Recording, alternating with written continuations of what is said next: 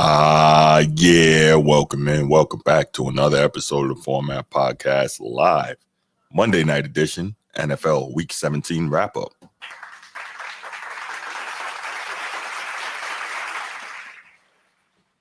What's going on, y'all? What's going on? Man, nothing, chilling, popping. No Nothing doubt, like some football every day, man. That keeps the neurons fired, man. Always exciting every day, you know what I mean? Yes, indeed. Yes, indeed. Yes, indeed. What's going on, G? How you doing, bro? Oh, man, that was a really, really good game, man. Yeah, it was. Really good game, bro. Like, a 6-9 team and a 13-2, right? 13-2 team going head to head, and they was playing like that shit was a playoff game, bro. That's a fact. That's the difference between the NFL and the NBA. Yeah. Dudes that compete every time out in the NFL. I mean, to Detroit, it kind of was a playoff game for them because they're trying to fight for the number one seed. So yeah. No doubt. They couldn't lose. Purdy at the end, Purdy about to cry. They pulled him. You seen that? Mm-hmm. Yeah. He said he hurt his hand. Competing, man. We're about to talk about it. Yeah, we're gonna talk about it. We're gonna talk about it. We're gonna talk about it. Definitely. It's been so much going on in the league tonight, man, and this weekend in general. Yeah, Absolutely. This is worthwhile, man. This is definitely one of those ones, man. Definitely. Sir. So good to see y'all, man. Appreciate anybody tuning in for this. We're gonna go over the week 17 of the NFL schedule here, so we're gonna get to that. But before we do, just a quick note, man. Please go ahead and hit that like, that subscribe, that notification bell. Make sure you are sharing the channel out. Make sure you're here and you checked in, because you never know when we're gonna go live or do a show about whatever the latest big topic is in sports. So we're going to get to that. And also go ahead and if it should please you or you're interested, become a member of the channel, man, because when you do that, we're going to get some special exclusive live content for members only. So waiting for that to kind of pick up a little bit. And when that happens, we're going to go ahead and get that going. But in the meantime, like I said, tonight, we're going to go ahead and do this week 17 wrap up. So Transformer, why don't you take off? Let's get it. I can tell it's late because you ain't even focused. You ain't even locked in. Do the spill, bro. Hit the spill, man. Yo, so no. The reason I ain't hit the spill is because I got to change the graphic on it, since we're no longer doing 7 p.m. on Saturdays. We're now doing the Sunday mornings. So I got to change the graphic. That's why I hit the spill. I digress. That's why I said you gotta digress. Yeah, you gotta ad-lib it. Live with that joy, shorty. Hey, no doubt. Don't forget to hit that like, comment, subscribe button. If you're tuned into YouTube, man, feel free to hit the Format Podcast. Here on live with Format Podcast. Yeah, we Sunday mornings now, by the way, man, or Monday nights. So if you tune in, please like. Why you got your morning coffee? Share. God damn it. We here, shorty. We here every Sunday. Right before the game starts. Best thing since sliced bread. Look, I'm trying to tell you. I guess I got to hit a promo real quick. So if you guys are interested, we're going to be live every Sunday morning before we get everything popping on a football Sunday. So everything has been moved. No longer Saturday 7 p.m. We are now going to be live Sunday morning. So you can go ahead and get that fix of the spill, the conversation, that football, sports talk, NBA, whatever the subjects may be. We're going to be live Sunday morning, and it drives right into you guys tuning in to that Sunday afternoon football. So tune in. Schedule has changed. Get locked in. Put it on your calendar. Don't forget, hit that subscribe bell. That way you get the notifications when we go live. We here on the Format Podcast are giving you the goods. Stay tuned. Sit back, relax. We got a lot to talk about tonight. We're going to be talking about Week 17 wrap up. We're going to start off with the game that just ended. As you know, we always start off with the last game that ended. They were going to rewind it all the way back to the previous week's games, and then we're going to go in that order. So tonight, we're going to start with the Detroit Lions hanging 40. Did you hear me? It's 40 on the San Francisco 49ers. And on the San Francisco 49ers, beating them 40-37. Detroit Lions reclaimed the number one seed in the NFC. So they currently have the number one seed. As you know, the 49ers are already eliminated. G was already discussing Brock Purdy. Brock Purdy had a total of 377 yards with 3 touchdowns, threw 2 picks, and he also had 1 on the ground. So, G, I'm going to start this off with you. You had a lot to say about Brock Purdy and the injury. What was your take on this football game, and how excited were you to see a high offensively scored game? Oh man, wow, that was a good game. But just another I guess another thing that I can add to this. This is probably the only show where you can call in and actually like talk to the panel and we interact with you without them cutting you off and or like you can call in and just say your piece, man. Like this is the best time in football. This is the best time as a fan if you like basketball, football, college, NFL, NBA, NCAA, women's, men's, boxing. Like we got so much to add. And if you really, really like, if you really, really a diehard for your team, ride or die, a fanatic, as Bruce would say, man, you call Yes. and say, hey, listen, nah, y'all got it wrong, man. My team, Yeah. man, the coaching messed us up. Like whatever the skill is, there's one place where you can call in, and you know what, we take those things in consideration. We like that, we appreciate it, and we want to see more and more of that. So we don't want to lock it into just one team. Please, if your team, if you're an NFL fan, because we're doing the week 17 wrap up, it's getting tight for some of us. Some of the fans, they on the cusp of not being there when it comes to the you call in, right? Call in and let us know, like, yo, what your team is doing, what you think the future is for your team. And for me, like, I watched this game live at a cigar lounge. So I don't smoke cigars on live here no more. I go somewhere else and then I come back here. This is not a good look. But however, like this is a gentleman's, right? This is a gentleman's podcast. And so what I saw Brock Purdy. I mean, he played the game like his contract was dependent on it. And then after he got hurt and or pulled, it looked like he was gonna cry, bro. Like, I always had Detroit, right, coming out of the NFC, and these guys are they bosses, man. Like, I did a wrap up where I looked at like how many teams did the Detroit Lions actually beat that was playoff contention, right? And out of all the games that they played, out of the 13 games, 14, 13, we're gonna say 13. Out of the 13 teams that they played, I think it's 14 now, but 9 of them they beat 9. Yeah, they beat 9 playoff teams right now, man. And I think that's something to be, you know, that's something. Hey, look, if you got that, what they call those things, where you gambling, I forget. It might help me. I don't gamble. I don't know. What do you call that? Yeah. If listen, Only if you 5. got a, Only 5 teams. Only 5 playoff teams they beat. No way. Rams. Tampa Bay in there. Rams. They lost to Tampa Bay. Vikings. Packers. Texans. Texans. How many times did they beat them? They beat us twice. Packers twice. Okay, that's 2. Yeah, so that'll be 6. That count as 2. I count everyone as one, like wins and losses. I don't go into what the rest. But you said teams, so I was talking about teams in general. I ain't mean to misword what you were saying. My apologies, because at the end of the day, they still had to play them again, and maybe the third time isn't as sweet as it was the first 2 times. But I counted 9.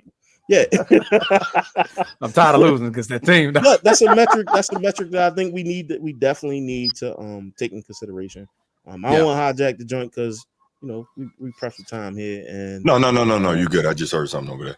Yeah. That was just my skill, man. I was looking. I was like, oh, it's a lot of losing teams here, right? There's a lot of losing teams in this league right now, and there's a lot of teams with a lot of winning records. Who, I mean, especially in our division. The weight has to come from somewhere, right? Like you can blow out a bum team, but you know, as a fan, like how does that what weight does that have? You know, when we start looking at playoff, right? Like because it's just one of those things. But I think Detroit got business. They got it done. There's a lot of turnovers. Those 2 turnovers for Purdy, I don't think he needed to have those. Yeah, they was crucial, man. And that was, as we see at the score, that was pretty much the difference between what happened. But yeah, hey man, I'm here. You know, I'm here. I'm here, sure. Yes, sir. Bruce, you got anything on this game? No, I thought it was interesting to see that we talked ad nauseum about Detroit's injury woes, especially on the defense, and it almost seems like it doesn't bother them because we keep wondering at what point are the injuries going to catch up to them. Yeah, they can just outscore you if they can't stop you, and that's scary. Truly. Excuse me. they're one of the few teams that can put up points with anybody. You know, your Baltimores, your Buffaloes, your Detroits, your Minnesotas. There's not a lot of teams that can put up those amount of points if the defense isn't clicking. And so just watching these guys, man, they're serious, bro. They are legitimate, a legitimate contender. And what can you say? Then you watching Jared Goff, just another crazy year, 33 touchdowns, 10 picks, QBR 66, 4,000 passing yards. Just another elite year for this guy. And it's like, man, I don't know what to say. They can run it, they can throw it, they can beat you a whole lot of ways. I think the only thing that you have to be concerned about when it comes to the Lions is probably Dan Campbell's play calling, and if he gets too reckless going for twos or going forward on fourth downs in dangerous situations instead of just, you know, punting it away. But again, with the injuries to the defense, he may feel that he needs to do that and have confidence in his offense. So we'll see what happens. But yeah, I love the fact that, as I mentioned before we went live, unlike the NBA, even though they were out of contention, the 49ers are still out there fighting, right? There's no rolling over. There's no tanking. There's no, 1, 2, 3 Cancun. We're not doing that. We still out here competing. Cancun. And that's just the total difference in mentality of the NFL versus the NBA, which is why, of course, as we discussed earlier, the NFL consistently trounces the NBA. But anyway, moving right along. That wasn't the point here. No. Man, to you guys' point, both of you guys made some great points about this football game. The Lions scored on every single drive with the exception of the kneel down before the half and the turnover on downs that they had in the San Francisco's 8-yard line. Other than that, they scored on every single drive, right? That's a high-powered offense. I want to give you guys some insane stats. They played 6 games. They scored over 40 points this season. 9 games, they scored over 30. Over 30. They've only played 16. That's a high-powered machine of an offense. Even while, like to Bruce's point, they've dealt with a lot of injuries, primarily on the defensive side of the football. They lost their running back, Knuckles, Sonic. That's Knuckles. No, that's Knuckles. They lost Knuckles for the season. But they still got Sonic back there, and he showed his tail tonight. Had a great game, 117 yards on 18 carries. That'll get it done every single time.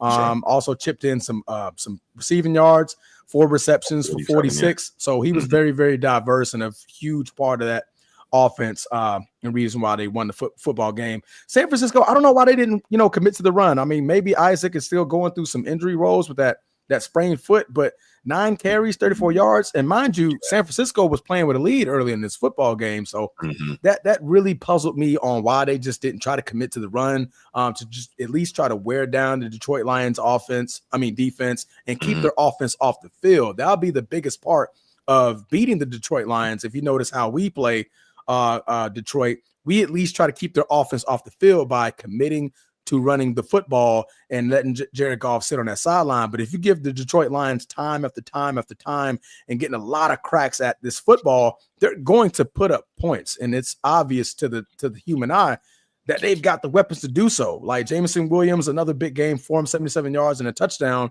He had a big one for 41. Like, these guys can gash you at every point of attack on offense, man. So good job for the Detroit Lions. Like I said, they're the number 1 seed and they're holding it down for the NFC. And it all comes down to them playing Minnesota next week. And we're going to get into Minnesota here in a moment. And I don't want to because no. I look at what I saw and I had questions, right? Like, I saw, in the second half, these guys made some second half adjustments, and they dominated after those second half adjustments. And I called that. My buddy, he's a diehard Lion fan. I don't know if he's in the chat yet, but if you do see him, it's Willie Brown. He walking around with a Lions bag collecting feelings. Yeah, he walking around with a Lions bag collecting feelings, man. And one of the things I wanted to ask you guys was, do you see Purdy as coming back as that quarterback? I know Bruce had him in his top 10. Yeah, as the quarterback. I mean, you finish what, 6-10? 6-10 right now. They got one more game to play. 6-10 with one more game. I mean, he failed to get it done time and time again. Do you think there is some level of pressure when it comes to him? This is his contract year. Not really. No, Not okay. not The in my funny opinion, thing because is, they dealt with a lot of injuries this year. Let's be quiet as kept. They lost all the running backs, right? You lose Christian McCaffrey, then you lose Jordan Mason. You know that if you lose your running attack, that hurts you as a quarterback. On top of that, you lose your number one receiver in Brandon Ayuk early in the season, to where you lose your major weapon. Debo Samuel has not been the same. Film shows it. His play shows it. So when you're kind of limited to what you have offensively, on top of that, you lose the best left tackle in football. Condolences to his family and Trent Williams. That you lose a lot, right? You're not going to look the same as you did, in the previous seasons, but you kind of try to make do. And I think he's done a decent enough job to make do with what he had at his disposal. Getting 40 put up on you, that's on the defense. The receiver you drafted, no. So he missed half the season after getting shot in that robbery thing. Correct. He had a great game today. Great game, 141. No, I say all that to say that you look at other players such as the Joe Burrows and your Josh Allen, who's been able to get it done when the defense hasn't been able to do the things that they need to do. We saying all these a lot of top tier quarterbacks like get it done even when they lose that that number one, number two player, they still been able to stay afloat. And what do you guys think that, like, do you think that takes into consideration as far as coaching is concerned? Is it a coaching issue? Like, why these guys are not? Why do you think that Purdy is still a guy in San Francisco? Because I believe that like a lot of people are like looking at that like, oh, well, I think he could have did more. I believe he could have did more. I look at it. Bruce, I'm gonna let you talk. I'm sorry. I think football people understand that there's not too much more he could have done, right? So you mentioned the top tier guys getting it done when those things happen. He's not those guys, right? Yeah, based on what he has done thus far in his career, I can say he's top 10. He didn't play. He probably played like right at the bottom of the top 10 or just outside the top 10 this year. But nobody is mistaking him for one of those guys that you're talking about, G. And so you give a little more grace for him not being able to do the things that those guys can do. He's not Burrow. He's not Lamar. He's not Josh Allen. He's not Mahomes, obviously. He's not those guys. But based on what he has been able to do when things are right around him, he's pretty damn good. And so I recently read something that said that the 49ers basically they have the money already set aside for him. So he's going to be the guy there. They understand that. They just got to make sure that they do it in such a way that they can make sure things are right around him. Yeah. Do you go out? Oh, go ahead. Do you think you go out and get a quarterback? No. You think the 49ers are looking at that? I mean, considering where they are, I think they're in like at least the top 20 when it comes to picks. Do you go out and get a quarterback? No. I think it can't hurt depending on who's available when you draft. But I think you do that understanding that Purdy is your guy going forward. If he should go down, or I don't think he's going to get benched for any reason. I don't foresee him playing that badly. But if he should go down or something, and you can get a quality guy out of the draft that you believe can be a good backup, yeah, you do it, right? Yeah. So with the way he plays and the way that offense runs, if I'm the 49ers at 6-10, I don't know where that puts him in the draft. Let's say that drafts him puts him somewhere between 10 and 15. If Dylan Gabriel's still there, I grab him up. He can step in and play that kind of way. Yeah, absolutely. So if you can, yes, you get a quarterback, but I don't think that should be an indictment on Brock Purdy, though. No, not at all. I agree with everything you guys said. Their 11th pick. They got the 11th pick. 11th pick. That's a pretty high pick, and I think you can get a really good player. I just don't know where you would put that player, right? I'm not sure. Maybe another running back, right? If he had a half decent running back, maybe these guys finish a little bit better than what they did, because you need that balance. Yeah, maybe if you can get an Ashton Genty if he's still around. Normally, guys aren't picking running backs that high, but maybe you do that. Or we know Trent Williams nearing the end, maybe you get that next bookend left tackle. Okay. Also true. There's options. Really, really good points. That's all I have for that game. No doubt. No, all good. We're gonna move on here. We're gonna go into rewind mode. All the way back to Wednesday night's football games. Well, afternoon, excuse me. The Kansas City Chiefs just throttled the Pittsburgh Steelers at home, 29-10, as Kansas City just sealed the deal for having the number 1 seed, and everything goes through Arrowhead in the playoffs. And Pittsburgh falls to 10-6 in their conference, as they currently hold the number 5th seed as the Ravens took over. Bruce, I'll let G go first last time. Let me see what you got on this Kansas City Chiefs game. Thank you, Chiefs. Thank you. We appreciate that. That's always good in Raven Nation, right? Raven flock. That's always good right there. Watching Pittsburgh take a beating. Absolutely. But no, I will tell you, we were earlier in the season. I think everybody watching football, everybody watching the NFL was wondering what's wrong with the Chiefs, even though they were continuing to roll off victories. But now, scary, you're starting to see them get into form offensively. And you look at this game, Mahomes, 323 touchdowns, no picks against a really, really good defense. And that's not what you want to see, is Mahomes and the Chiefs rounding into form around this time of year, right? Correct. Let's look at this, right? Pat Mahomes, everyone is saying this guy's having a down year. And with this week coming, if he plays, which he probably won't, I was about to say, if he were to play, was 72 yards away from 4,000, and that's a down year for him. 26 touchdowns, 11 that's picks. That's when you know you set the bar so high for yourself. Right. That 4,000 yards is a down year. Correct. And so the Chiefs are now they're starting to get that offense rolling, and that's not what you want to see. They were able to carve up a very good Steeler defense. Russell Wilson didn't do a whole lot. You got some people saying Russell Wilson was cooking earlier in the year and all this foolishness.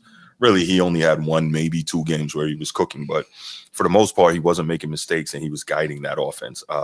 Russell Wilson didn't play particularly well in this one, 23 of 37 for 205 and a pick, no touchdowns. So, although in fairness, Pittsburgh was able to run the ball really well. I think this might have been, was this the most rushing yards the Chiefs gave up all year? 202? It might have been. But the point I'm trying to make here is the Chiefs with this win are really looking good. And like you said, they locked up everything going through Arrowhead the whole way, got the first round bye and all of that.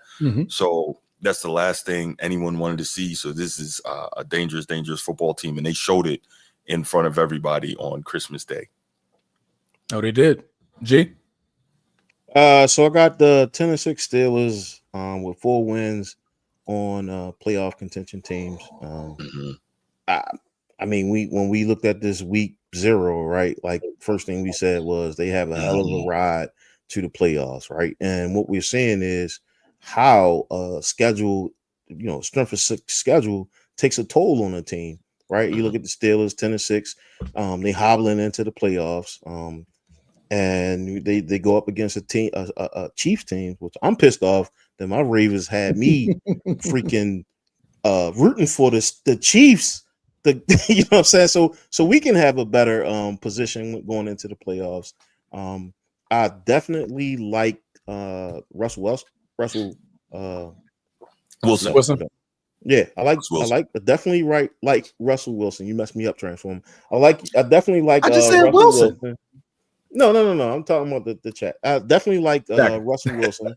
I think when you look at the Super Bowl winning quarterback and what he can do when he get in the playoffs is unmatched to some of the players who never won a chip. And so I think that type of tenure when you get into the playoffs is going to be a problem. Now, they have so many other issues within their own organization, and maybe they'll get it together. Maybe they won't. They just look a little weak right now, right? They look like they can't tackle. I don't want to slander the Steelers, but I almost have to, right? They are in my goddamn division, bro.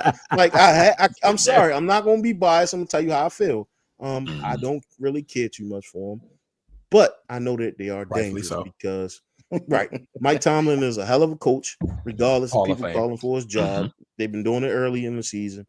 I thought they would change and put Justin Fields in, but he sided on the era of caution, and you keep that veteran quarterback under center versus especially when you're going against a Kansas City Chief. They was just outmatched, man. Like it was It wasn't no question. They immediately took not Pickens, the number one receivers from him. But on the other side, they have a really, really, really good receiver. And man, what's his name, bro? Williams, George Pickens, George Pickens, and then who on the other side? Mike We don't Williams. talk about this. Mike Williams. We don't talk about how successful of a wide receiver Mike Williams is. I'm sorry, I had a brain fart there, but I thought it was a good game. For the Christmas holiday, I think the league did a really, really good job of putting on a show and like showing the NBA that, hey, look, there's levels to this. We haven't even broken to like rivalry games and what that would do to this holiday. Yeah. Pat Mahomes gonna do what Pat Mahomes do, man. Like that's just what it is. But I'm not surprised, man. I'm not surprised. What 4 playoff games? Right. They beat 4 teams that who are in playoff contentions. The rest of it was just, it's just air burgers, as they say. Air burgers is funny. That's funny. That's real deal funny. Air burgers. I'm using that one. Air burgers. It's good. All right, but no, my take is as it always been, man. The Chiefs are the Chiefs, the champs are the champs. They're going for a three-peat. They've won it every way, possibly this season. This is their first big blowout game, and I think it came at a crucial time. And against a great defense. There's nothing shallow about the Steelers defense at all. And you literally just put 29 on them and just look good doing it. They've themselves beat 7 playoff teams. 7 teams are in the playoff games against those opponents, and they won every single one of them, with the exception of the Bills. But this team is clicking on all cylinders. We saw it that game. We saw the defense take a big step up to slow down Russell Wilson, even slower than he looked in the previous week against the Ravens. And it's Andy Reid and Patrick Mahomes and Spagnolia, bro. I got nothing much more to say about the Chiefs. They just did Chief-like things this past week, and as they're gonna go into week 18, week 17, no, week 18. This will be week 18. Coming into week 18, they're gonna set all their starters. They're gonna be rested up. They're gonna have 2 weeks off to have game planning, rest, recovery, and get ready for whoever comes out of that wild card round, and go and take care of business as usual. So everything goes through Arrowhead, and hey, we're gonna see if they can do it. I think they can. You guys say they don't. You guys got the field. I do. I got no other reasons to not believe that Kansas City can somehow get it done. But they're capable. I just think, man, that road is tough through the AFC, man. And then, but the road is short. But even if it's the Vikings or the Lions coming out of the NFC, man, that's another freaking shootout they're gonna have to do. I think it's tough all the way through, even though to your point it's short. Whatever the 3 games are, it's not going to be easy. Yeah. Right now, like I said, it'll be between the Texans, Steelers, Chargers, or Broncos at this moment. So, it'll be a nice little battle for them. But I just think, if anybody got a chance, I'm just going to believe in the Kansas City Chiefs at this point. But anyway, we're going to move on. We don't want to stick around too much longer than that. We're going to get to the next best team in the AFC. That will be the Ravens. Did a damn Houdini on the Texans and throttled them 31-2. Texans only scoring on a safety by Derrick Henry in their own end zone. Other than that, the Ravens held the Texans scoreless on their all their offensive drives. G, I'm going to let you take it away. Please, I'm going to put a timer on you. Go.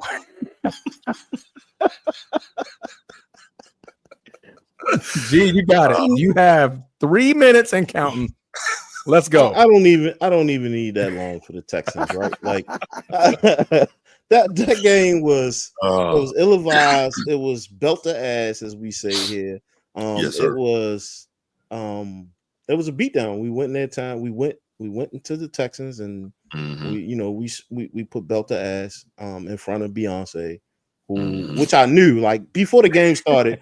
When Lamar he was like, "Oh, I want to see her play."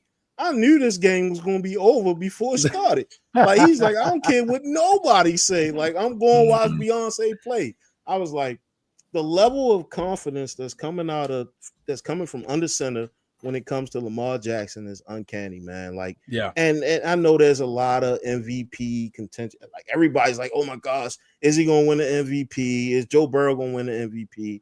I've never seen this level of confidence coming from Lamar Jackson ever. And so I think the game is starting to slow down for him.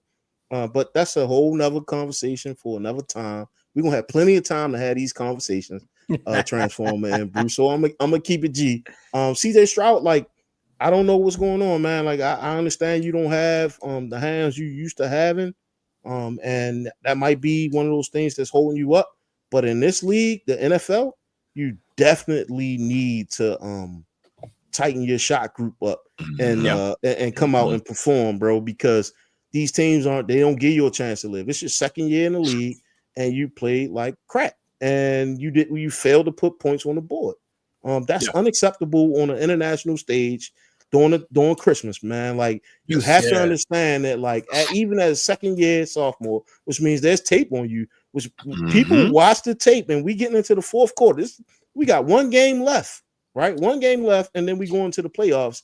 If you drag this same mindset into the playoffs, y'all going home early, bro. Yep. And I think what I saw was we saw some teams who were in the playoffs who don't belong in the playoffs, right? They only there, they fraudulent. It's hard to say that right now. Maybe they turn things around and they become relevant, but not putting no points on the board is unacceptable. You can at least put your team in a position. A lot of it's coaching, but you can at least put your team in a position to kick a field goal, if nothing else, man. Like, you gotta make it a game, right? Yeah. You gotta make it a game. That's my 2 cents. I thought Derrick Henry did a really good job of carrying the team. I thought they executed really well. The play calling was pretty much legit. There's only like 1 or 2 plays that Todd Monken now. I think he down to 2 plays now where it's like, what the hell was you thinking? But the defense, I mean, we can't deny the defense and how they was able to shut those guys out. Like you said, the only point score is by Derrick Henry. Really, really good game to watch. I watched the entire game and I didn't change the channel. I stayed on Netflix. I watched my team dominate as any Ravens fan would, man. That's all I have, fellas. I know, we don't want to do this all night, and I could talk about these guys all night long. Yep, just like that. Moving on. Bruce. Yes, sir. Man, G covered it all, man. He covered it well. Yeah, he did. He did. Did a great job. He said everything I was gonna say. Yeah, CJ Stroud has definitely regressed this year, taking a step back. He hasn't had the most perfect conditions, but based on what we saw in his rookie year, I believe that he will improve a great deal this offseason. He's got all the tools, all the skills. They just need to make sure they continue to build around him properly. That said, Ravens looked amazing in this game, as G stated. Defense locked down, looking like the old Ravens defense. Great to see. You know what I'm enamored with. It wasn't Lamar doing amazing Houdini things as we're so used to seeing him do now. Thank you. 251 on the ground. 251. That's what I love to see, because that's my old school. Just like I got an old school mentality, dump it in the post in basketball and get your baskets that way. When it comes to football, I want to see. You didn't see the no-look pass? You didn't see the no-look pass? You didn't see the no-look pass? You didn't see the no-look pass? I watched the whole thing. That doesn't do it for me. Gosh, that was, man, come on, bro. He only threw the ball 15 times, so. Derrick Henry out here trucking dudes. That does it for me. Bro, a no-look pass, bro, for a touchdown or tutty, that's crazy. Yes, but that doesn't do it for me. I want to see 43 carries for 251. That does it for me. I love that. I love that. You know why? Because that is physically imposing your will and breaking the other team. When you do it that way, they know they can't stop you, and they're lining up and they're defeated mentally. I love that. That's me. I love that the physicality of that run game, man. Just watching Baltimore look like that. Yeah, that's beautiful. I like that. So we gave Todd Monken a lot of crap about not running Derrick Henry enough, right? And now we starting to see him crank up the run, the reps when it comes to the running. And I think it almost looked genius. I'm like, wow, hold on. What was he on to something by like saving him the entire season? Messing up. We'll never know. But I think when they look back on it, that's what they'll say. But I said, I digress, man. I'm gonna let you cook. No. I was just saying I love the way Baltimore put it on the ground and just completely dominated in that fashion. I think that for me is great to see. And Derrick Henry with a $147 there on 27 carries. That was love. And and of course we see Lamar doing his thing, 4 carries, 87 yards. So I mean, just amazing. Baltimore they played it the way that they should. And to your point, G, Ravens are peaking at just the right time. We got them peaking at the right time. We got the Chiefs peaking at the right time. I don't know that the Bills are peaking right now. We'll talk about them a little later, but they're still winning. It was an ass whipping. Yeah, Baltimore looks real good, man. And Houston's going to get in by virtue of winning a bad division. We'll see what they do when they get in the playoffs, depending on the matchup. But other than that, man, G, you covered everything, man. No, you did a great job, man. Me, simple as quiet as kept. Run the football. Stop the run. That's exactly what I saw all game. Easy. You started the game with Derrick Henry. Derrick Henry got hot, and Lamar Jackson followed that up and then put on a miraculous performance. Lamar Jackson, honestly, for the first half was a non-factor the entire football game. Derrick Henry, to me, controlled the whole first half. He controlled the tempo. He controlled everything on the ground. Lamar Jackson in the second half literally just was like, okay, now I can truly pick you guys apart. And I think if you can play with that type of mentality, Todd Monken, you guys can beat everybody. I mean, there's nobody that can stop you with that type of mindset. 27 carries for $147. Then on top of that, after that, Lamar started making a couple of passes. He only completed 10 passes and had 168. How do you think that happened? Everybody had to load up and stop Derrick Henry. That's right. So now you can't stop everybody in the secondary. And of course you get gashed deep. Lamar Jackson, that 48-yard run. If you look at how the linebackers collapsed on Derrick Henry so bad, and all Lamar had to do was scramble out to the right, run up the sideline. Yeah, that's easy work. Ravens football, and that's an easy way to get Lamar that championship ring that we all want that kid to get, man. The kid is so talented. That team is just ready. They've been there. They've been knocking on the door for quite some time, and it's that time. For the Texans, the run just got stopped. Joe Mixon, 9 carries, 26 yards. Boom. There goes your game right there. CJ Stroud just hasn't looked good as his previous year. Could be a sophomore slump, but we'll see. He has been dealing with, losing weapons early in the season. Lost Nico Collins. Nico Collins came back, and now he's dealing with Tank Dell, who likely may not even play next season with a full knee reconstructing that he's going to be needing for that knee. So it's going to be quite curious on what they do in the draft to, see if they can surround CJ Stroud with perhaps another weapon. What's his name comes back to play for the Bills. Stephon Diggs. Stephon Diggs does return next season. So he's going to get that weapon back. So they may not really address it much during the draft, maybe later on. But that was pretty much it, man. That's all I had on that game. Run the football, stop the run. Ravens football, got it done. Ooh, that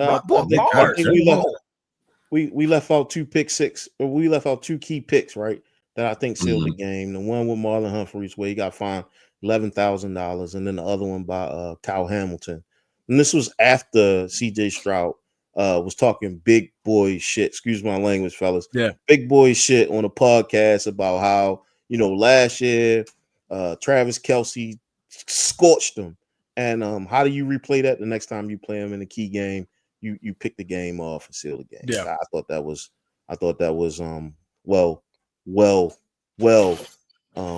that's a well dealt blow to CJ Stroud if you a Texan fan. That's all I have, fella. Absolutely. Didn't Mark Andrews break a record? He broke a record. I know Lamar broke a record. Lamar broke a record. He broke, but I think how did we not even acknowledge that? Yeah, all-time leading rusher among quarterbacks. 6,000. That's correct. Come on, bro. Absolutely. I ain't gonna let that go. I honestly thought that was last game. That was last game.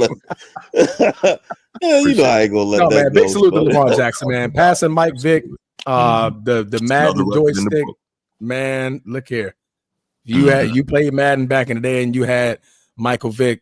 I'm canceling the game. Yeah, I'm quitting. I'm automatically quitting. I don't want to play. You know how many people quit? But shout out to Michael Vick for paving the way for that running for that type of quarterback, right? Correct. And now we starting to see him pop up. Shout out to Randall Cunningham before him. Absolutely. We could say Warren Moon, but yeah, you could. Could say Russell Wilson. We could, not to that extent, but he was up there. He was up there. He was in the top 5. He was in the top 5. We can get old St. Wilp in there. Okay, all right. There's plenty of guys, man. But we're gonna move on. We don't want to stick around too much longer. I know you guys like to talk the Ravens, but we can save that for another segment. We're gonna move on over to Thursday night football. The Seahawks and the Bears had one of the lowest scoring games since 1967. I'm saying that as a joke, but it felt like it. The Seahawks scored 6 points as the Bears scored 3 points. Games. The Bears officially lose 9 straight games in a row after starting off their season 4-2. Not much else to say about this football game. Both teams are eliminated from the playoffs, as the Seahawks were eliminated earlier in the day. But what is your take on this football game? G, I will start with you. Wow. Okay. All right. So it's my turn. Yep. So when I look at the Seahawks and the Bears, that was a freaking baseball score first and foremost. I think that baseball get higher than that. Yeah, maybe hockey score, like maybe hockey score. Yeah, soccer, some shit like that. But, it was pretty bad. So much so that we saw a lot of a lot of press, a lot of media folks, like really leaning into them and the fact that they was ill prepared from an offensive standpoint and putting on a show on a Thursday night. It was probably one of the worst Thursday night games we've seen in a while, just because some would say the defense was key there, but I think it was failure to execute offense. I think it was both, yeah. But Geno Smith had a hell of a season this year, man. He put up some really, really good numbers. But unfortunately, they didn't make the playoffs. So yeah. Well, now, Bruce, you like these type of games? Oh, my bad. I thought you was done the way you. I will yield my time to another team who's worthy to be spoken of. To be discussed. Bruce, I know you like these type of games, low scoring, defensive type of smash mouth football. This kind of went up your alley a little bit. So, what do you think about this game? So I'll keep it brief. I don't necessarily like these type of games, but I don't hate these games as much as many other modern fans do. And keeping it simple, Seattle was able to run the ball, at least as a team, 25 for $122. Nobody really went off in this game for them. Caleb Williams threw his first pick in 6 or 7 games, something like that. So he had a nice long stretch where he wasn't throwing interceptions, even though they weren't winning. Basically, this just shows you, man, Bears got a lot to do. Caleb Williams is getting destroyed. He got sacked another 7 times, man. This is the type of stuff that ruins young quarterbacks. I'm no fan of his. He played for USC, and he won a Heisman Trophy on my Irish, so I got a big problem with this guy. But no. In all seriousness, he did it again, G. He did it again. He found a way. There you go. Found a way. But I'm done. Undefeated, yo. Undefeated, bro. Undefeated. Hey, Tally Martin for the Notre Dame fans out there. He's super he's super talented, man. And it's sad to see that he's getting abused the way he is. So they have got to do something to fix that O-line in order to protect him better next year. They did a decent enough job of trying to put weapons around him. I don't know if maybe you draft low. I don't know if you're probably going to need a draft O-line, but at some point in the draft, maybe you get another receiver, maybe you get another running back if you can. But the point is, the Bears, they're in bad shape, man. They also clearly they need a head coach. We don't know what's going to happen on that side of things. We don't know if Ryan Poles is going to be there next year. Just organizationally, they're bad, and there's just something about them. They can't develop quarterbacks. And again, I'm no Caleb Williams fan, but the dude is super talented, and it would be a shame to waste all that talent. So this is just another example of that. And man, who knows what's going to happen? That's it. That's all. No, absolutely. I mean, you guys are both right. I'm not going to waste too much time on here. I'm going to just keep the time limit to this high as the score limit was on this football game. Bears are just they're a sack of crap. They're a sack of crap as far as team management, quarterback development, offensive development. Think we lost Transformer there. Yeah, we lost Transformer, but I thought he made some really good points, especially when it comes to how both of these teams have a long way to go when it comes to competing in this NFL league. Like I said, I thought that the Seahawks would be in the bag for them, but at the same time, they fell on their sword this year. Yeah, absolutely. That's the end of them. Yeah. Yeah. And so I think we can just until his Wi-Fi, he probably got China in there. Until his Wi-Fi, he's still We need frozen. more super chats. Hey, Transformer, wake up, sure. You look frozen over there. Oh man, yeah, he dropped right out. But let's go ahead. Let's move on to the next game. This was on Saturday, and this was the Chargers and the Patriots. So I'll start with your thoughts, G. Chargers smoked the Patriots 40-7, and they seal their playoff spot. What do you have on that, man? No, I like the Chargers. Anytime you have a quarterback, a coach such as Jim Harbaugh coming in, and he adopted a lot of the players from the Ravens last year, so the nucleus is there.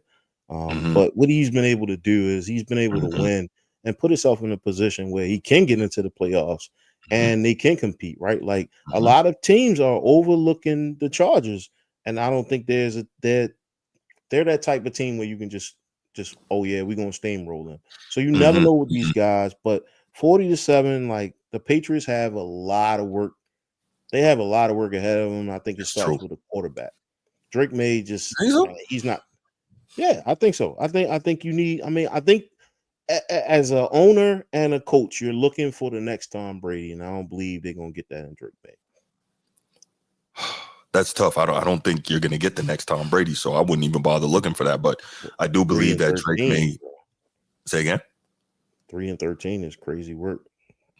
It is, but I think Drake May is really good. I think the problem is he just doesn't have much of anything, right? There's no weapons. They don't run it particularly well. They don't have like dangerous any type of game breaking options on the outside.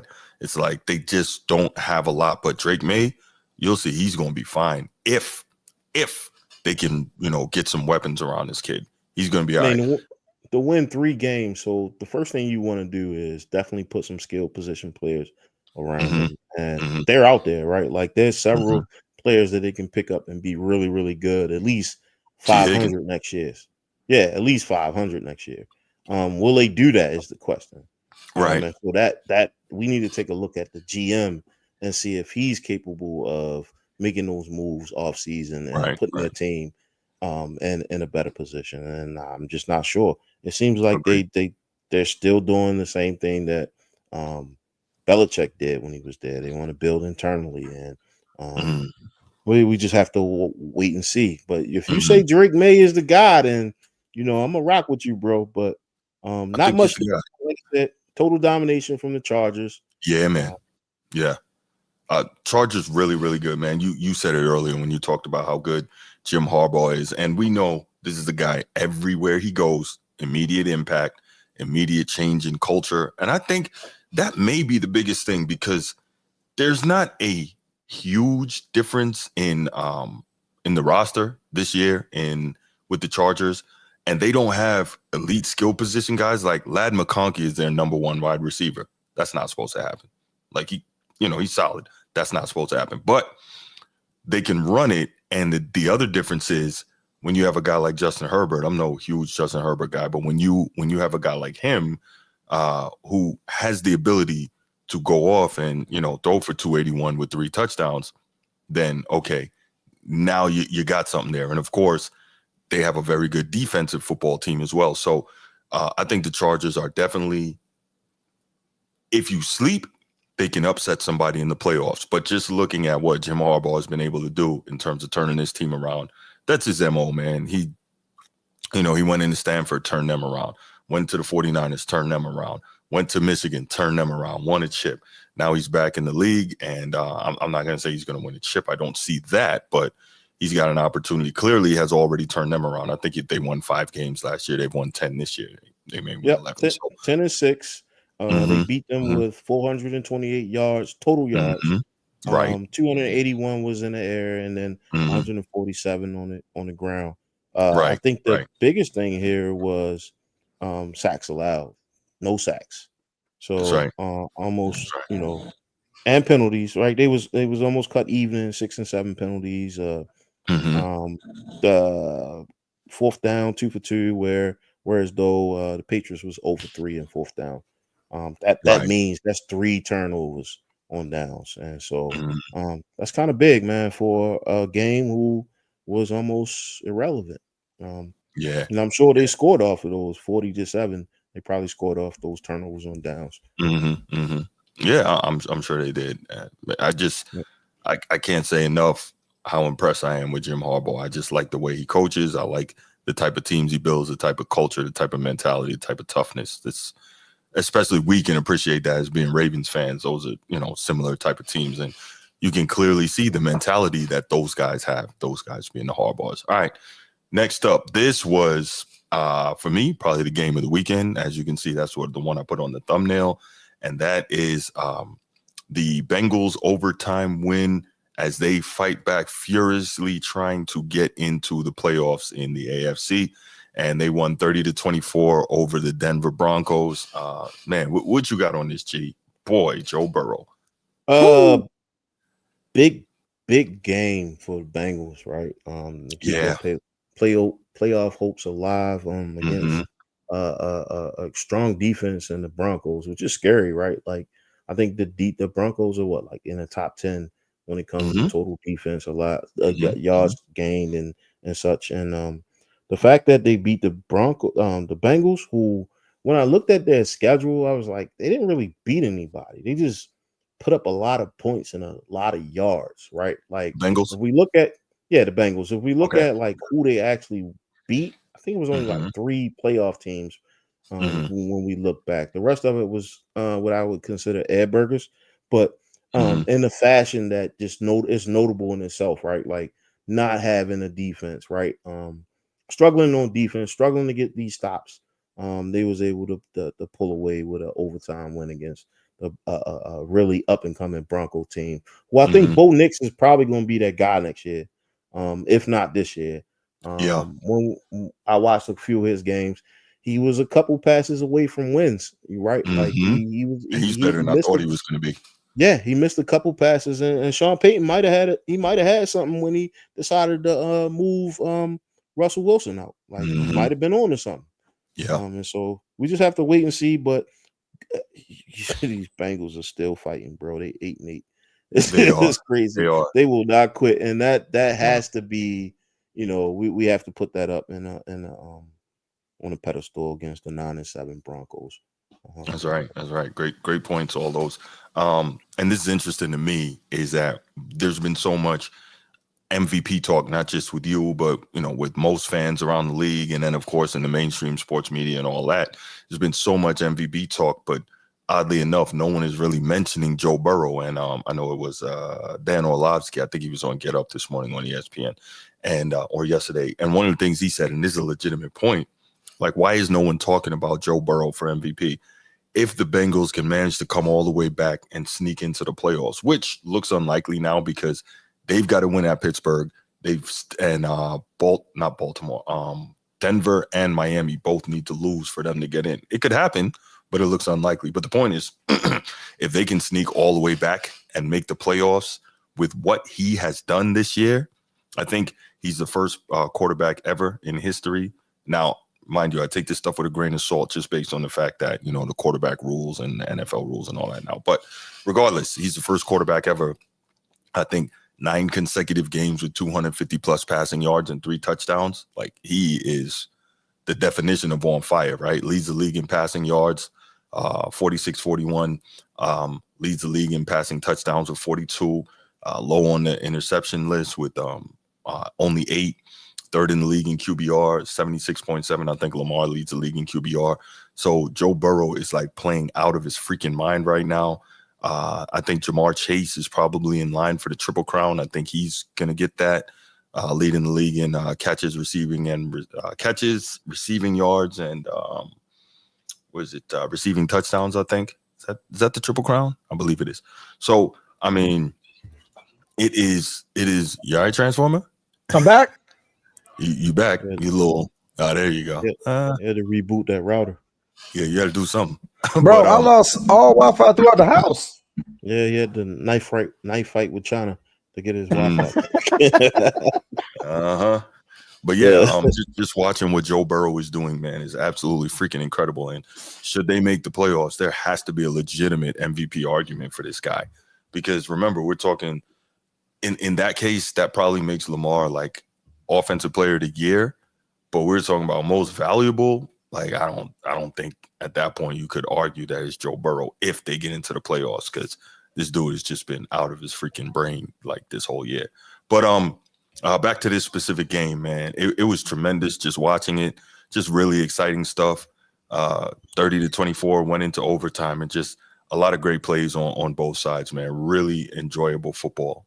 Very enjoyable football. Yeah, so that's what I got on that game. Transformer, you want to jump in here, talk about these Bengals and Broncos? Man, probably the best game of the week. I agree. It was a shootout to the very, very end, and what I thought was going to be a Denver Broncos victory in regulation. They just couldn't get it done. They just couldn't, seal the deal. Bo Nix threw a much dangerous pick that changed the entirety of this football game. And Joe Burrow capitalized, man. They held him under 300 yards all the way up until the last minute and a half of the football game. And then he drove down the length of the field, got him into overtime, and, in the game in overtime, not allowing Bo Nix to ever touch the field. So, I mean, no. I think Bo Nix did touch the field. Am I thinking about the wrong game? No. I think so. No, Joe Burrow had the field the whole time.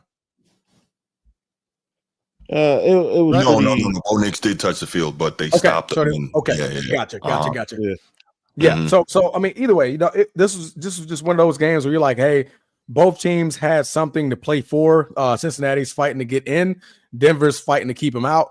And Joe Burrow just showed why, even though there's MVP consideration, don't think he's gonna win it. Never seen an eight losing team with the MVP on that team. So, the odds are not in his favor, but you look at his numbers without looking at his record. He's by far the MVP in my opinion with those type of numbers, but they did what they did. They did what they needed to do to get it done. Unfortunately they lost Chase Brown late in the football game. So curious to see what happens with him there going forward. Khalil Herbert's going to be their backup going in. So he's going to, have to move into their starting role. Not quite when you need it, as you're still, like I said, trying to fight your way back into the playoffs. But this is a tale right here, man. Those slow starts catch up on you. Cincinnati, if it wasn't for that slow start, they're in the conversation of having a higher seed, and Joe Burrow will obviously be in that MVP conversation. But not much more to say about this game, other than the fact that it was just great, man. It was great to watch. A great way to end the Thursday night football. No, not Thursday, the Saturday night football slate before the Cardinals and the Rams game came on. So that's all I got, man. All right. Oh, so I'm back. I got to take over again. Okay, cool. We're gonna move on over to the Rams beating the Cardinals 13-9 in a tight-knit football game. Not a lot of scoring, a lot more defense, right down Bruce's alley of the way football should be played in his mindset, without all the high-flying numbers. But Matthew Stafford, former Super Bowl champion, got it done. Not a lot done on the ground by the Los Angeles Rams. Kyron Siren, go Irish, did have a touchdown, but Puka Nacua is truly showing that he's the new number one with the Los Angeles Rams. Yeah. I don't know who started off last, so Bruce, take it away. G, yeah, sure.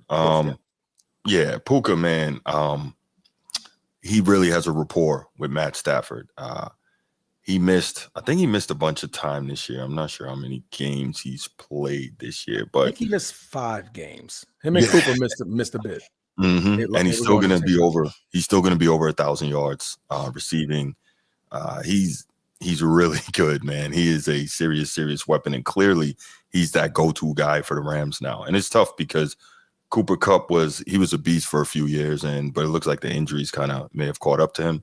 And it's sad because it's relatively early in his career. But regardless, in this specific game, man, Kyler Murray looks like he had good numbers, but the 2 interceptions, that the turnovers will always kill you, right?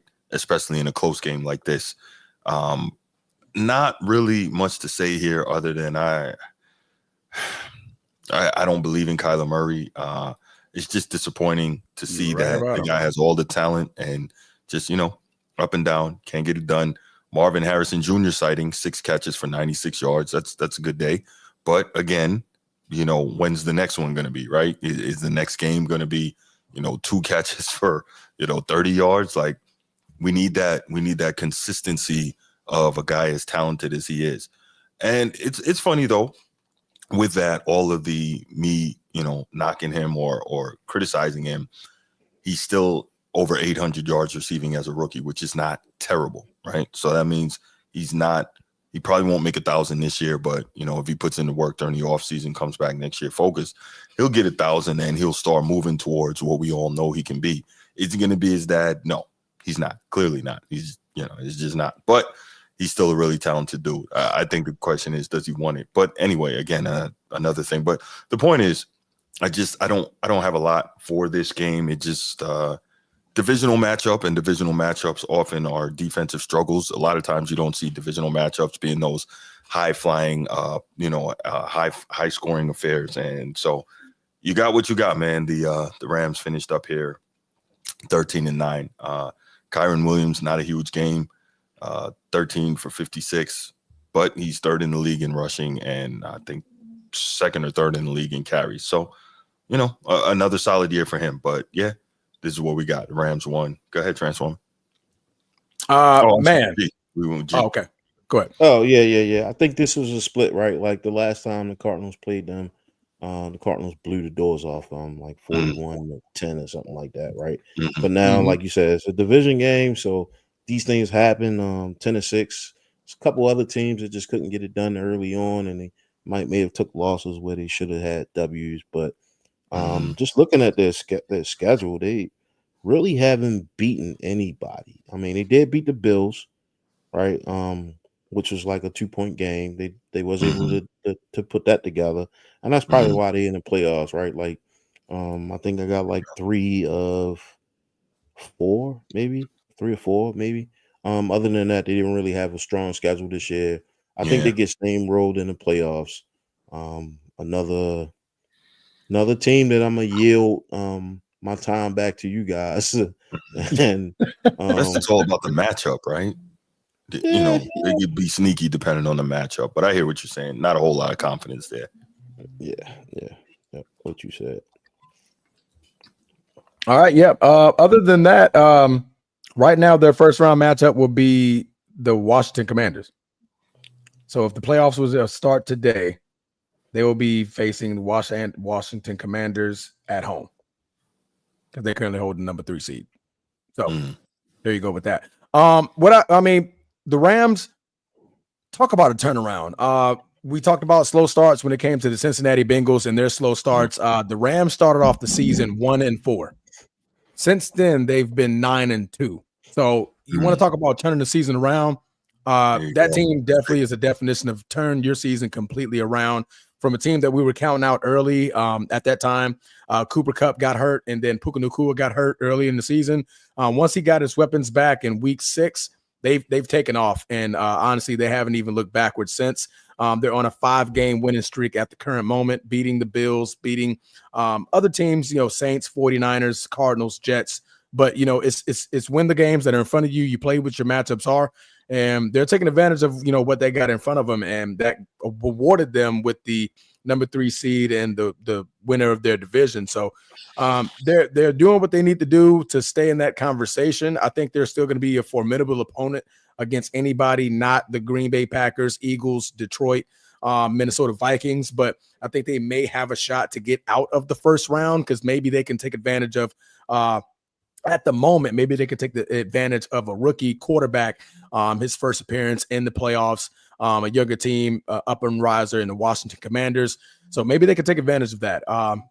It's curious to see. I don't have much else to talk about on this football game. Very, very low scoring. I agree with you, Bruce, man. I don't know what to think about Kyler Murray, dude. I got nothing. I got nothing to say about that football team. I'll say it. He got the bag. He got the bag. Got the bag. Had some front office controversy early on. I think they wanted him to read X amount of playbooks. Clearly, he wasn't reading the playbooks, And instead of playing Call of Duty, that was the thing. Call of Duty. Yeah. Yeah. He wanted to play Call of Duty. I mean, it ain't the first time we seen a quarterback get the bag and not produce. So fall off. Yeah. nothing new. No doubt. But yeah, other than that, that's all I got about that game. You guys got anything else? Nope. All righty. So we're gonna move forward here into the beatdown of the weekend. The Buffalo Bills just stomped through Aaron Rodgers to a 1.2 QBR. 1.2. You guys, I'm not reading that wrong. You're not hearing it wrong. My mic is working. 1.2 QBR for the Hall of Famer, Super Bowl champion, 4-time MVP, Aaron Rodgers. Before Aaron Rodgers sat down, the score was 40-0. The Buffalo Bills, in that sense, to me, won 40-0. However, the scoreboard will read 40-14. Bruce, I'll let you start off last time. G, you like talking about Josh Allen and the Buffalo Bills due to MVP conversation. What do you have on this football game and Josh Allen? I mean, you look at the Jets. We look at that entire division, right? That's a struggling division. I think it's a cakewalk for any elite quarterback to get in and do what they need to do to be the division leader. We have Aaron Rodgers, who hasn't been. I mean, they don't even have a head coach, right? And so we look at all the controversy. We had multiple shows talking about how that team, right? The team is in an entirety was it was a lost cause this year. And we knew this was going in. I think this was Josh Allen's game to lose. He either stepped up or he didn't. And I mean, he executed like so many other teams was able to do against Aaron Rodgers and the New York Jets, who in the beginning of the season, I believe that they was going to do a lot better than what they did. But then based off of all the drama behind the scenes, we saw a team implode. And a lot of times, all you got to do is just shut up and play football. But for whatever reason, we was invited into the front row seat into the most drama-filled team that we didn't even ask for. It's the Jets. They haven't won since when, bro? Like, and he played Since one game last the year. first And Bush so was president. yeah. And so I mean, do we tip our hat to Josh Allen for getting things done, or do we just look at this team for what they're worth? Like, this is a struggling team, and that's all I'm gonna say. What was that, bro? Yo, was that the snoring? That's my it's my dog. Wow. Oh my goodness, he's sleeping good. Yeah. And so I mean, Josh Allen is a hot topic right now. He got it and destroyed a half decent defense. Wow. But yeah, most of it was because the Aaron Rodgers that we know has failed to show up all season. Man, that dude is long gone. The Aaron Rodgers that we know. This week is no surprise. But and at Josh Allen's, I guess I got to tip my hat to him because he was doing no look passes and shit. Like, he was in there showing up. He looked like a Harlem Globetrotter against them, yeah, man. And so, bump that. Did you see the Keon Coleman catch? Yeah, and listen, man. People just saying that high this kid. Pointed. Hold on. Time out, Transformer. So people are saying that this dude didn't have weapons all year long, which wasn't true because we knew Deion Coleman was that guy, yo. We knew it. He's a rookie. We didn't know that he was going to come in and get busy, though. We're not making excuses, man. This kid's been there, bro. He was there, and he had Stephon Diggs, and Stephon Diggs didn't want to play for him, so that's why Stephon left. Let's be real here. Let's be real. Last year, Stephon kicked and screamed to get out of Buffalo. Was it last year or the year before that? But anyway, he kicked and screamed to get out of there, right? Because what was the headline? They're gonna throw it under the rug. But Josh Allen, it was him and Josh Allen. They had issues. He was labeled a diva, and there was some dirty politics going on there. But he just, it was years and years of Josh not getting it done. Now, right? He's a married man, and people are looking at it like, oh my gosh. You know what I mean? Look at what a wife would do. Don't quote me on this, but I'm sure if you do your research, you'll find it. I guarantee you, listen, what they say, how they say, how does Happy it go? wife, happy life. There it is. I knew somebody on this panel would know what I was talking about. I knew somebody on this panel would know what I'm talking about. Happy wife, happy life. And listen, and he cutting up, bro. He cutting up. Listen, he cutting up after he got married, bro. And so, I tip my hat to him, and for beating a struggling Jets team. Beating them. I don't even think that's a good enough word. You gotta abuse. Well, we call it belt the ass. Yeah, belt the ass. Belt the ass. That was a good old butt cutting right there, boy. Just straight put foots. I'm talking foots and somebody else's foots in them. Yeah. It was a blowout. Bruce, did you go? Man, Jets are an embarrassment. Next. They been embarrassment, bro. They been an embarrassment. It was like, oh my gosh, yeah, we got all these discounts and all this stuff, and then you show up at the store and it's like full price. Like, big disappointed, yo. That's a concession is like $30, man. It's like $30 for a hot dog there, $30 for a hamburger. Man. And you're like, why? It's like because we got the product we getting. Damn. Yeah. Oh, I'm glad I ain't in New York. Shoot, I'll be mad about the $7 Red Bull at the Jaguar Stadium.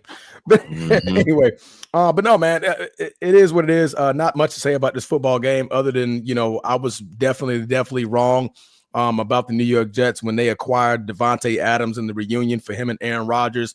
Aaron Rodgers, if you hear me clear, it's over. Retire. Hang it up. We appreciate you what you did in Green Bay. But you're not going to be anything for the New York Jets team. I'll be remiss if the Jets keep him. I mean, they're going to have to keep him, I believe, at this point, because if not, then he goes heavily against the cap next season. So you might as well keep him for the final season. But Aaron, hear me now. It's over. It ain't greener on the other side, baby. You just not figured it out. It ain't greener. Listen, the best green is in Green Bay. Devontae Adams, you post a picture of Edgar Allan Poe, dumbass, and then you gonna go over there to Jets, and now you sit there looking as dumb as shit. Excuse my language. I'm sorry, stupid. He looking stupid. Like he just sent all the Ravens fans on a frenzy, quoting Edgar Allan Poe, and now you over there looking like a straight dumbass, and you deserve everything that you get, and I'm glad you sit in the bench. Yeah, man, just look forward to retirement because it's coming. Or I mean, I think you still got a lot of football left in him, but a lot of what? Football to talk about. Hell, his show doing better than his season. The one on Netflix.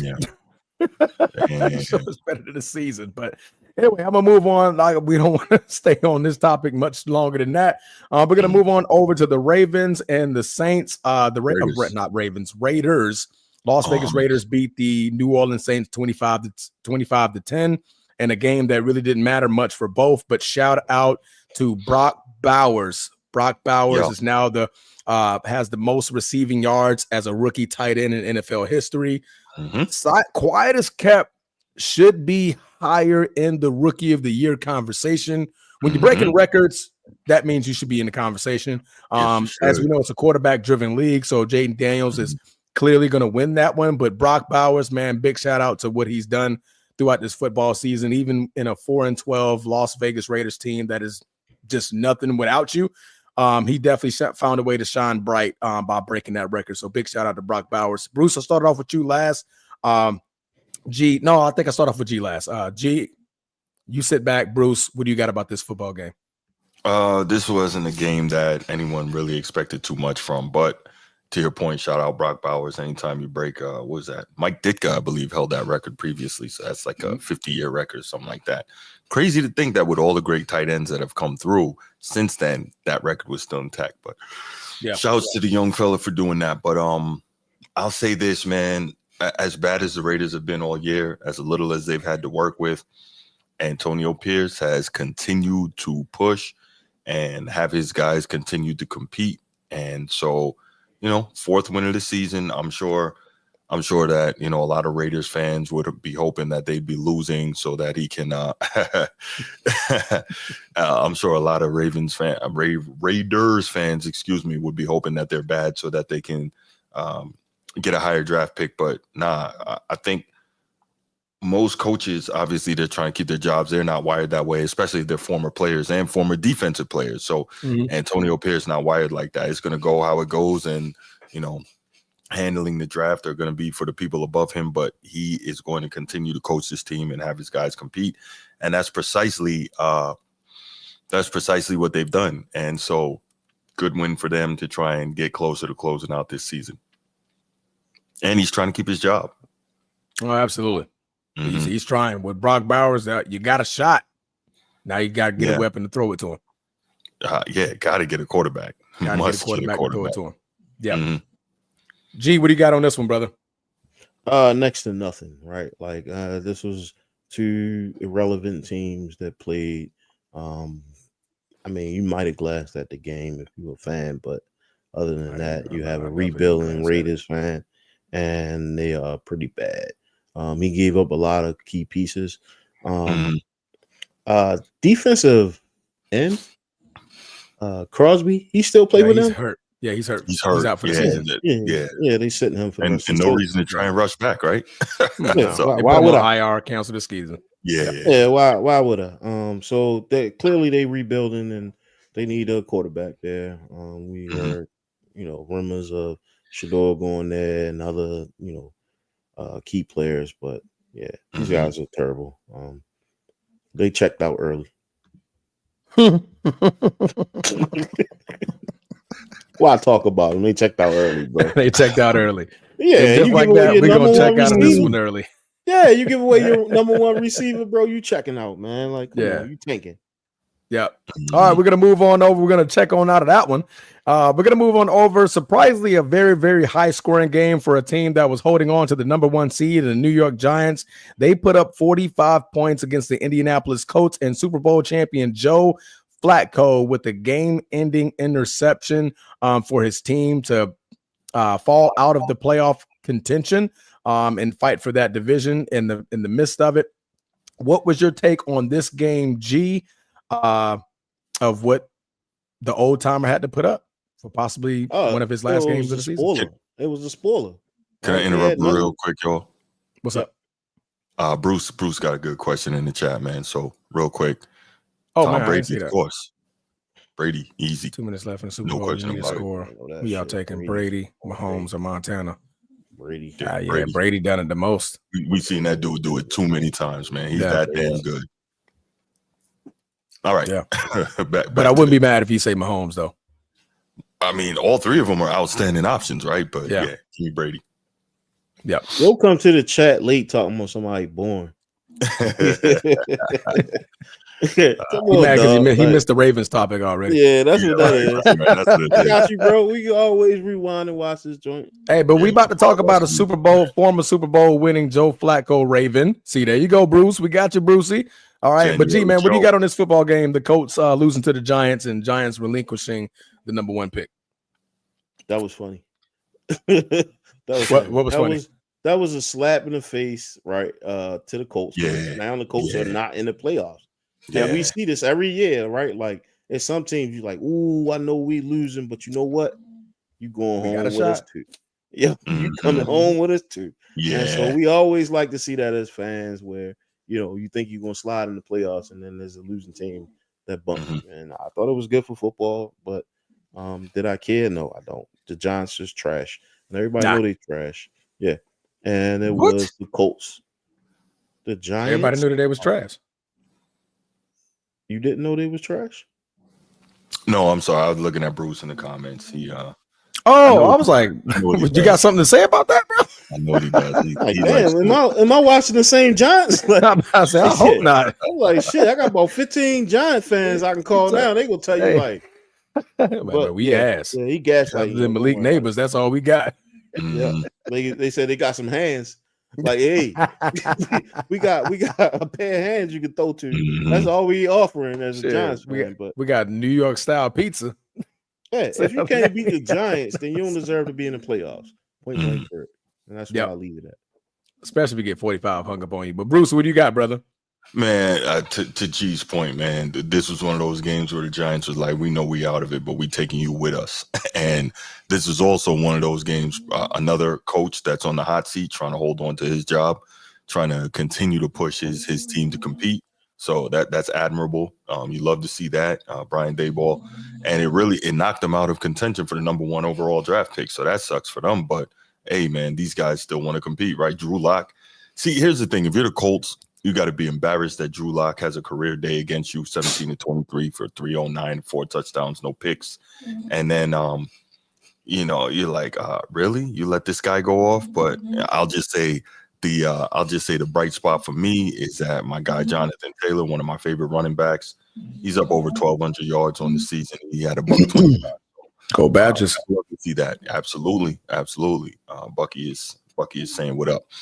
But no, I'm a big fan of Jonathan Taylor, so that was good to see. But Joe Flacco, man, 330, nice yardage, 2 touchdowns, nice touchdowns.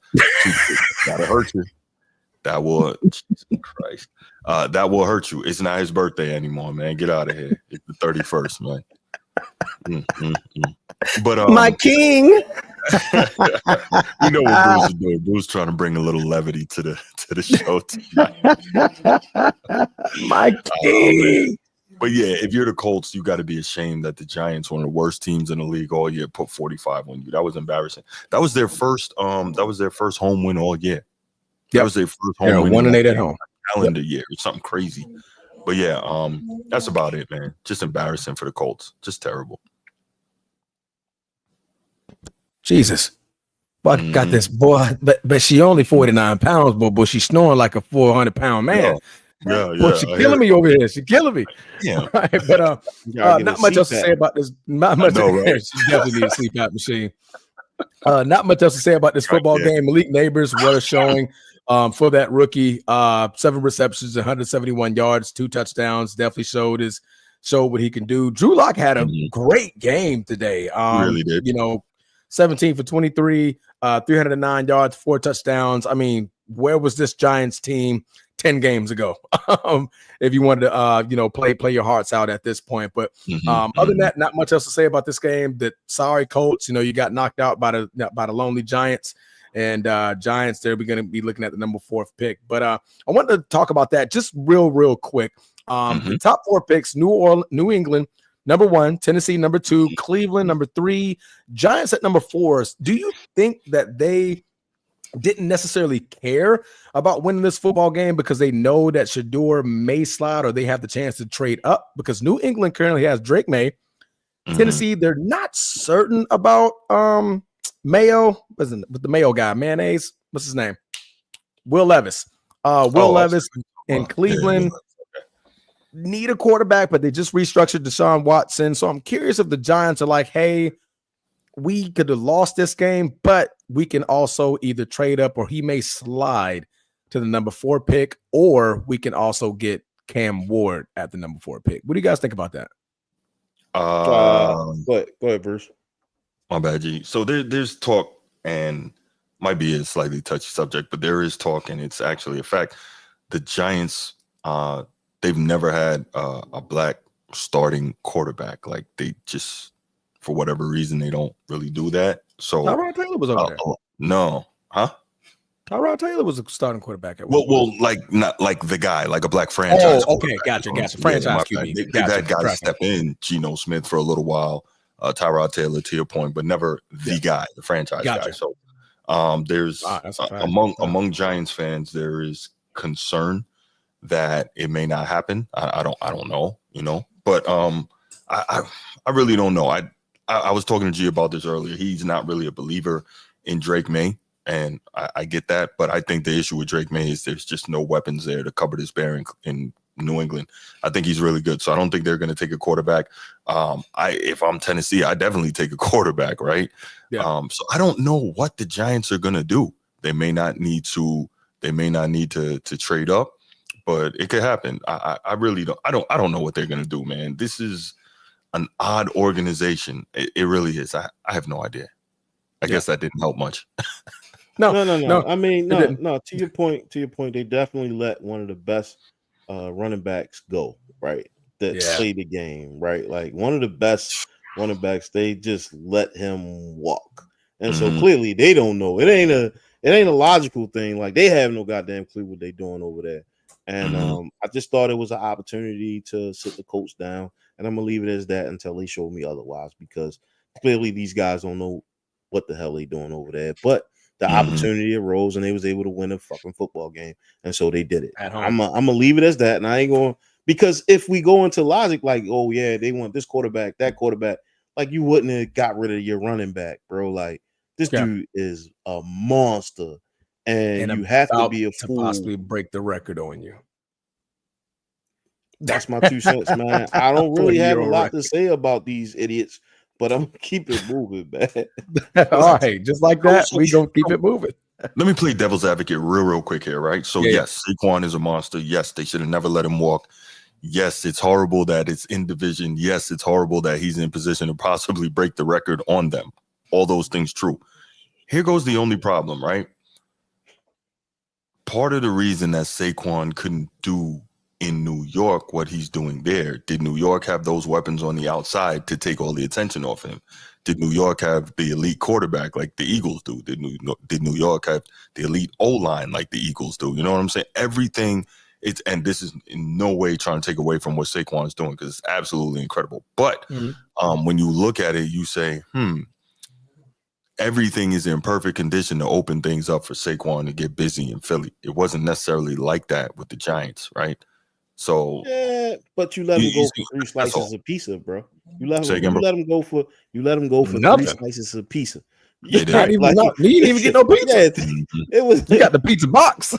Right. Like you let him go for 3 slices of pizza, bro. So at the same time, I get what and a warm soda. Like, some of these dudes that's in these positions to make these decisions, man. Like I don't know if it's nepotism or what, but they should not be making these decisions that affect the fans, because the G-men, the Giants fans, they are like ride or die. They bond jerseys still the same way the Commanders was doing when their teams was losing, and they haven't won since Eli. So I mean, that's what 2014, maybe.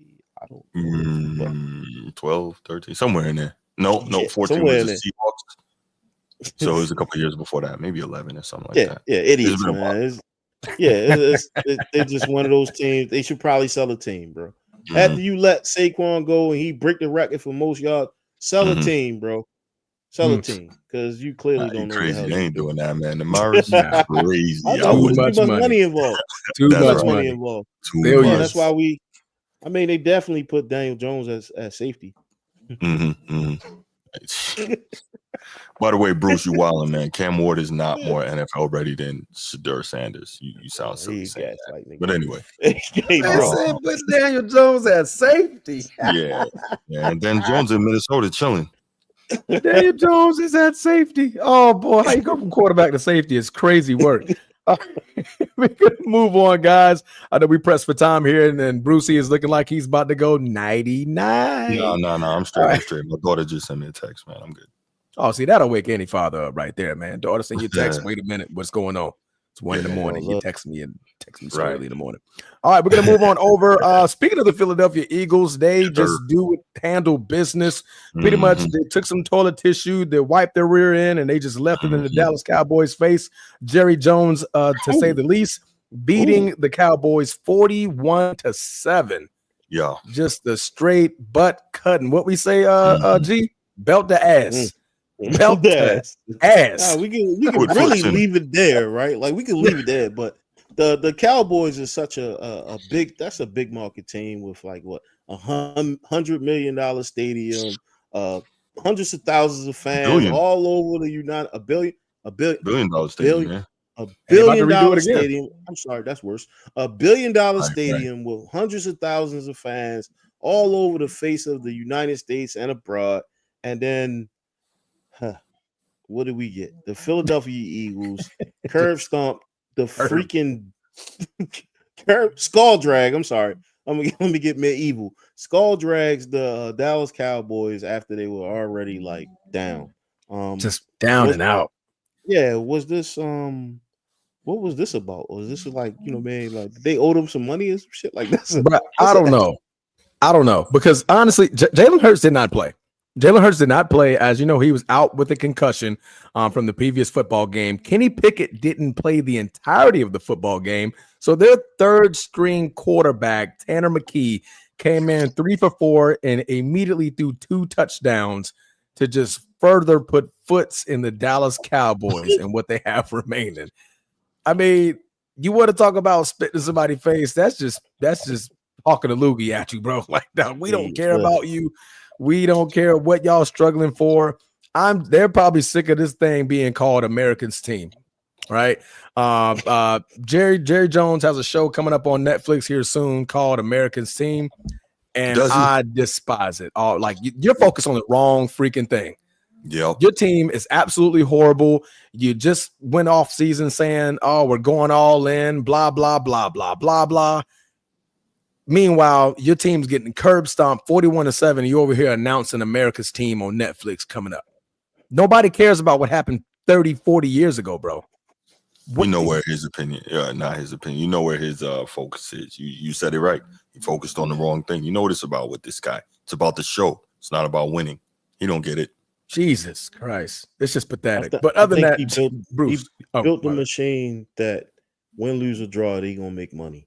That's right. So he constantly have to keep pumping wood. So maybe he does get it. Yeah. He gets the dollar concept of it. I'll give him that. He gets the dollar. The winning. Dallas Cowboys are going to forever be in football purgatory until Jerry Jones relinquishes the. Well, he paid Dak, so he got to do something to get this money back, bro. He sell fish dinners at the game, something, because they're not winning football games, bro. I'm sorry, my bad. You know what? I got you. I'm gonna let y'all go, man. I'm gonna stop cracking jokes.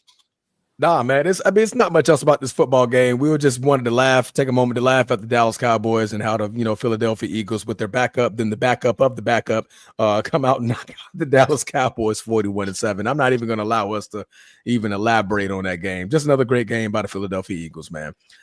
We're going to move on, man. Bruce's guy, Baker, touchdown maker. Right? 27 for 32, 359 on the yards, had 5 touchdowns with a quarterback rating of 153. Bruce, this is your guy. I'm going to go ahead and let you take off with that one, brother. Go ahead. Yeah, man. I'm QBR of 90 in that game, completion percentage of 84. So impressed with what Baker's been able to do this year. Admittedly, I'm a little biased. I loved him as a quarterback since Oklahoma. Hasn't always been in the best situation since he's been in the NFL. Yeah. I guarantee you Cleveland wishes they could have him back now, right? But regardless, Baker is having a heck of a year, especially in watching the injuries that he's had to deal with to his main offensive weapons, but he has still managed to get it done. And I think Mike Evans here we go. He's 85 yards short of his 11th straight 1,000-yard season. So I'm sure they're going to make sure they target him in this final game to get him over that 1,000-yard mark and continue his streak. But you look at what Baker and this offense has been able to do, man. They are really doing it well. Now, the Panthers, not the best team, okay, I get it. But still, to put up 48 on a divisional opponent like that's pretty impressive. And we talked about how Bryce Young has improved, and he has improved. The Panthers, just another team that doesn't really have enough, and that's fine. But Baker and this Tampa Bay team, they're playing solid defense. Obviously, they're explosive offensively. This is another team, depending on the matchup, could be dangerous in the NFC. So we'll see what they're going to do, man. But they ran roughshod, literally and figuratively, right? Baker threw for 359, 5 touchdowns, no picks. They ran for over 200 yards. This was the type of offensive explosion any coach, any quarterback, any team would be proud to have, especially, again, on a division opponent. Correct. So just like what I'm seeing there, and that's going to be very interesting to see who they match up with. And it just goes to show that maybe I gave up on Tampa Bay a little too early when I picked them to win that division before the year started. But somebody told me that they were bullish on the Falcons. Somebody told me that. And then the Falcons swept the Bucs in the early part of the season. And I said, damn, I guess that dude was right about the Falcons. So, I'm going to start blah, blah, blah. But, this is what I get for, turning my back on Baker touchdown maker. You know what I'm saying? Just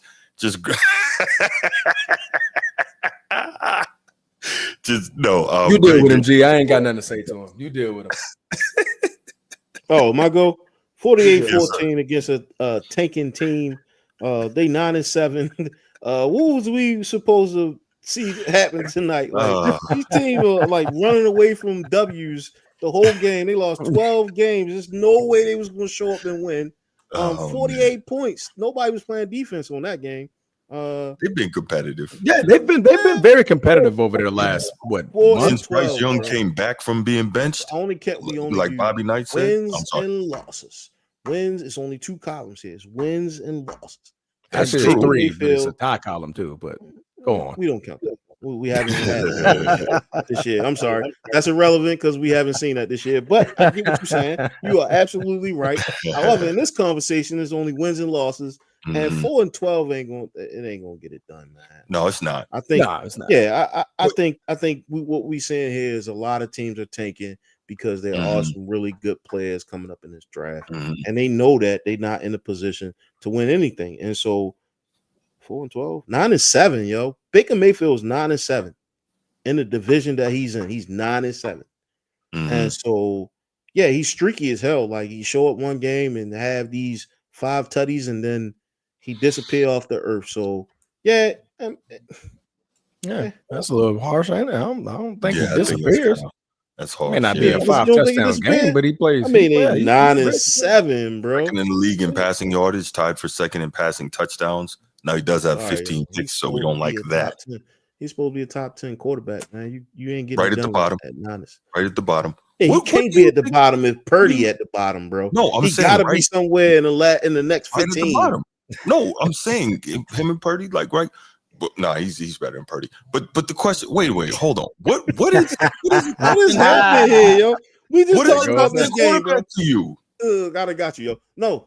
You missing what I'm saying, bro. The only thing I'm saying is if he was better, they would be better because he's the leader of the team. He did lose their weapons. He did lose his weapons early in the season. I'm saying, yeah, he had serious issues with that. Okay, so next man up is the NFL. Nobody. It is, but is that a him fault? So we saying the Tampa Bay Buccaneers? Like let's differentiate that between Baker Mayfield because Baker Mayfield is a hell of a quarterback, like you said. But this team that he has that he's playing with, that's the reason why they 9-7. If that makes sense. And they went up against a 4-12 team, which they supposed to win. This team is imploded.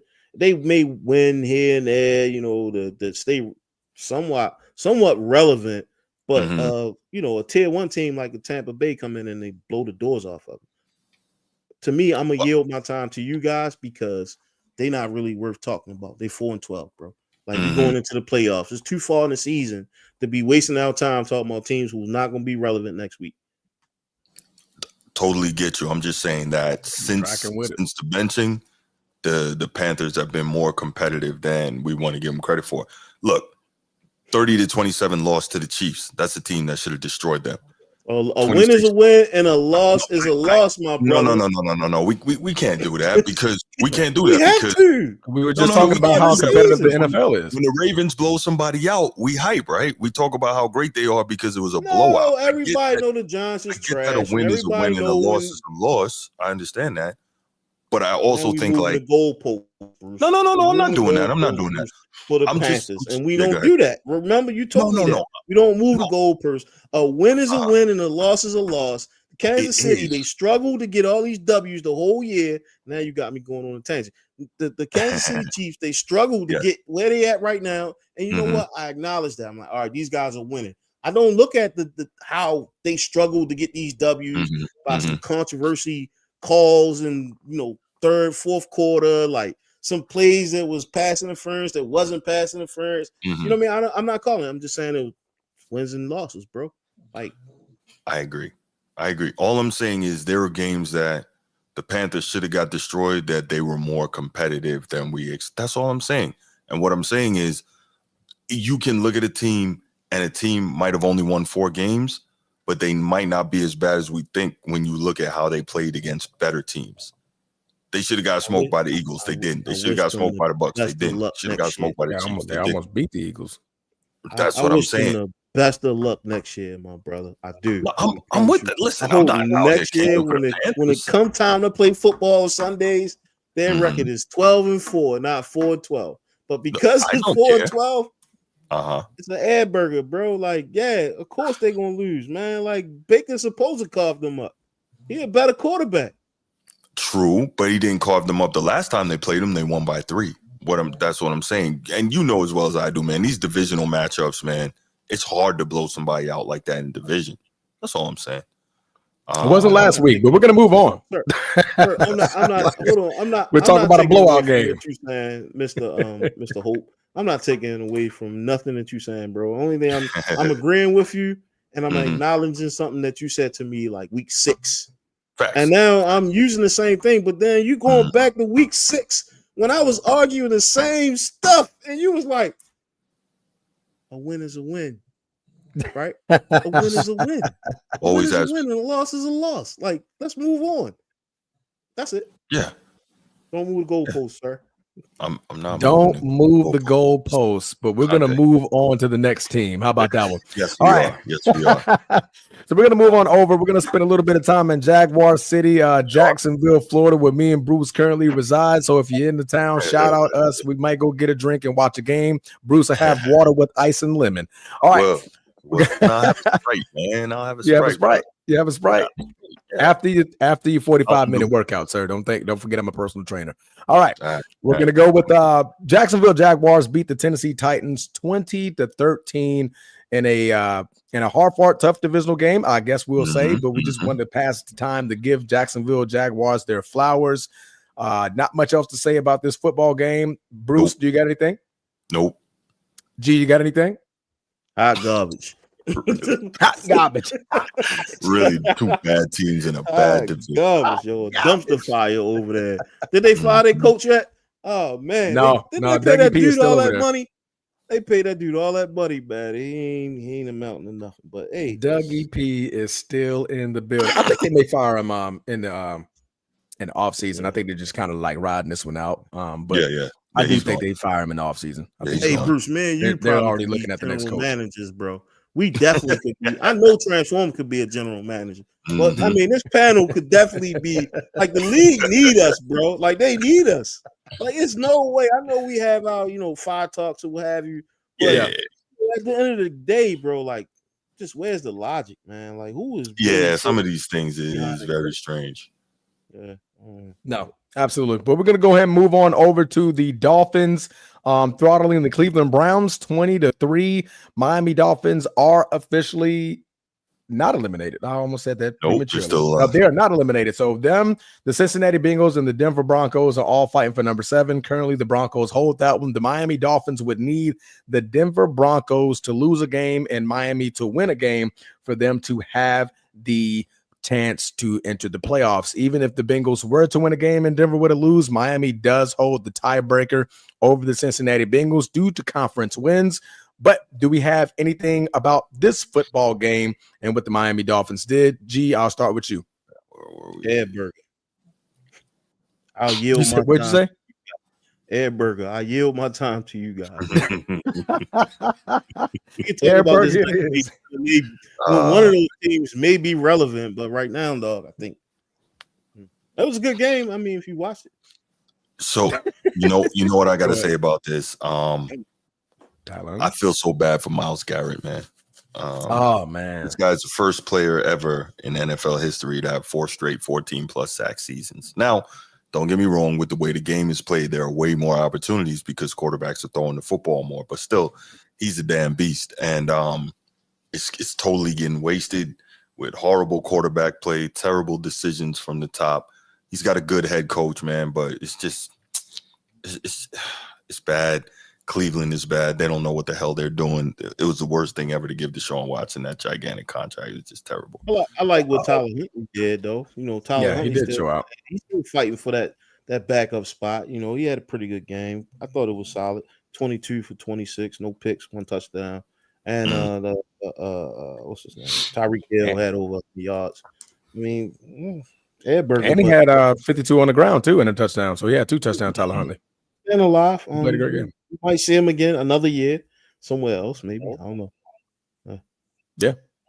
I mean, I think Miami is a good backup place for him, like the way they run their offense. Other than that, like a San Francisco or I don't know, another setting that he'll be a good backup in. I have to think about that one. Kansas City, maybe. I mean, anybody would probably be good in Kansas City with Andy Reid. But yeah, not much else about that football game. Bruce, you got anything on Miami Dolphins? No, sir. No, sir. All right. I am. All right. Just So unfortunately, what happens in this final week because Miami has to lose, Denver has to lose, and Cincinnati has to win to get into the playoffs.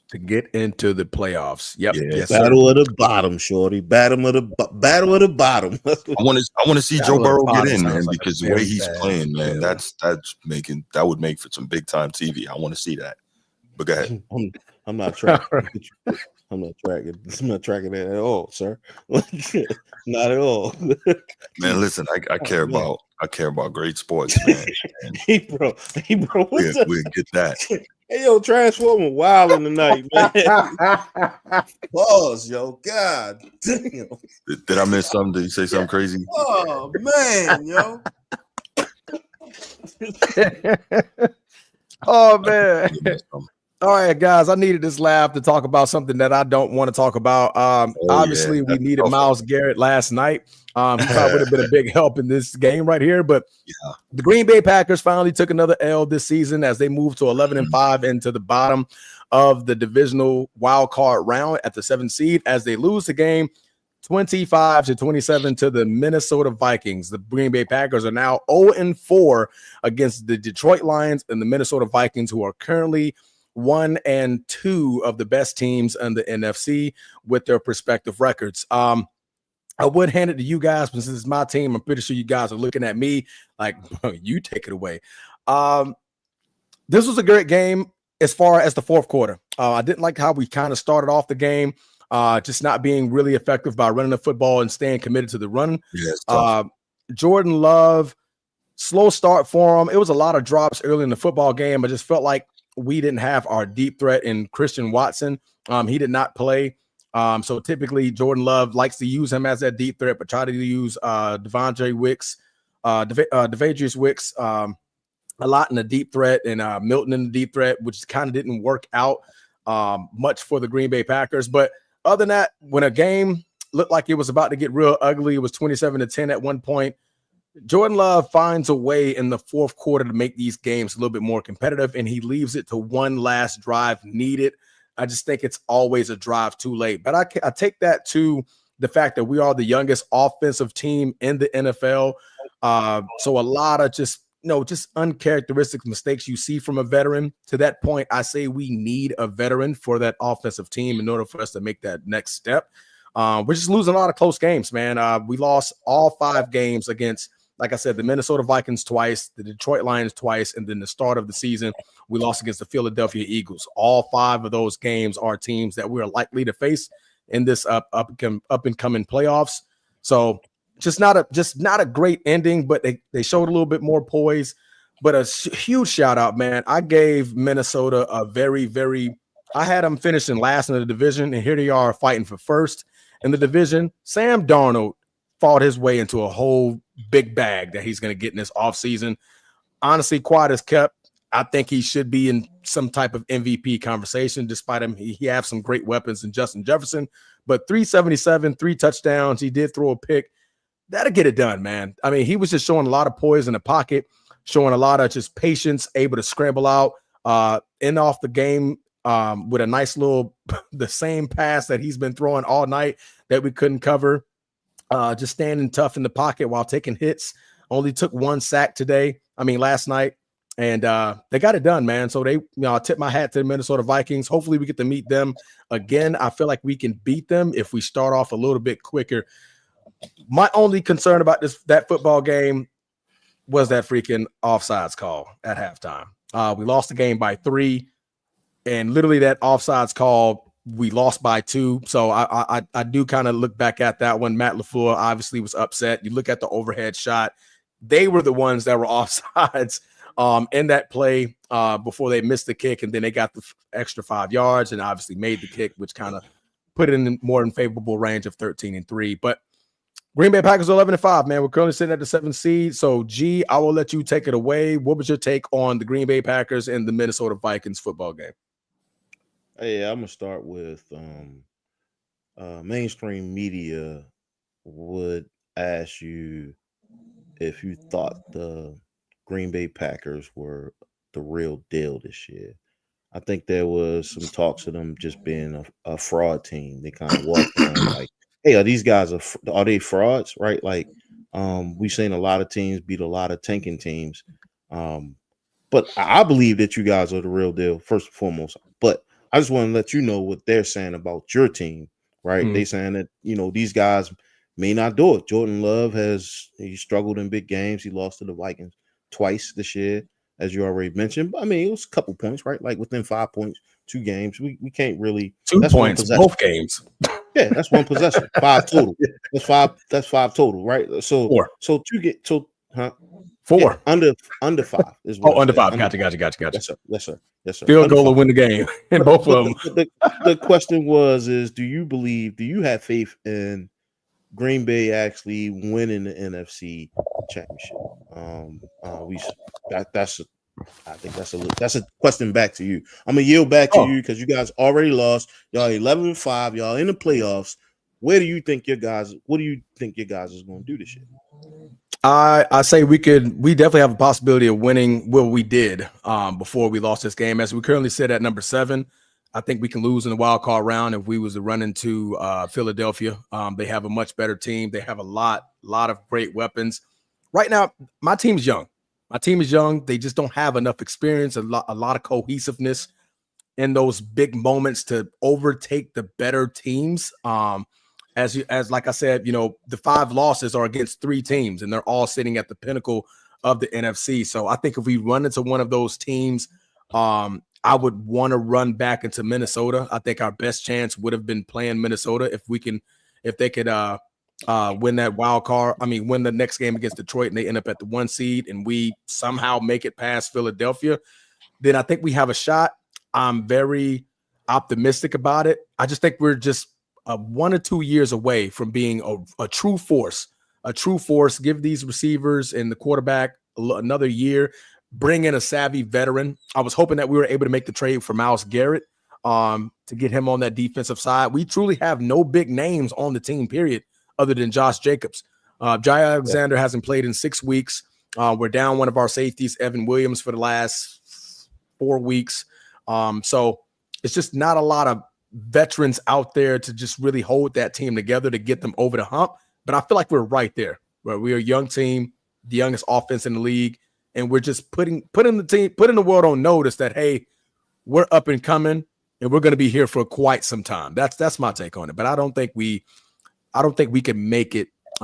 Being realistic, I don't think we can make it to the NFC Championship game. No, and that's based off of injuries, right? Like you say, no, I just think it's based off of inexperience, starting behind the 8 ball a little bit.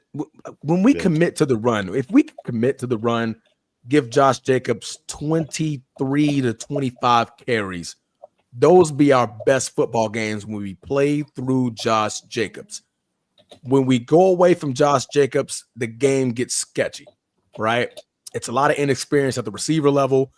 Jordan Love, granted, he's been in the league for quite some time, but that experience at that point and that level isn't there yet, as we clearly can see in most games. And a lot of these games are come back from behind. Like, he's a good chase down artist to try to get us close and be like, we can get it if we can just get one more stop, get one more punch at it.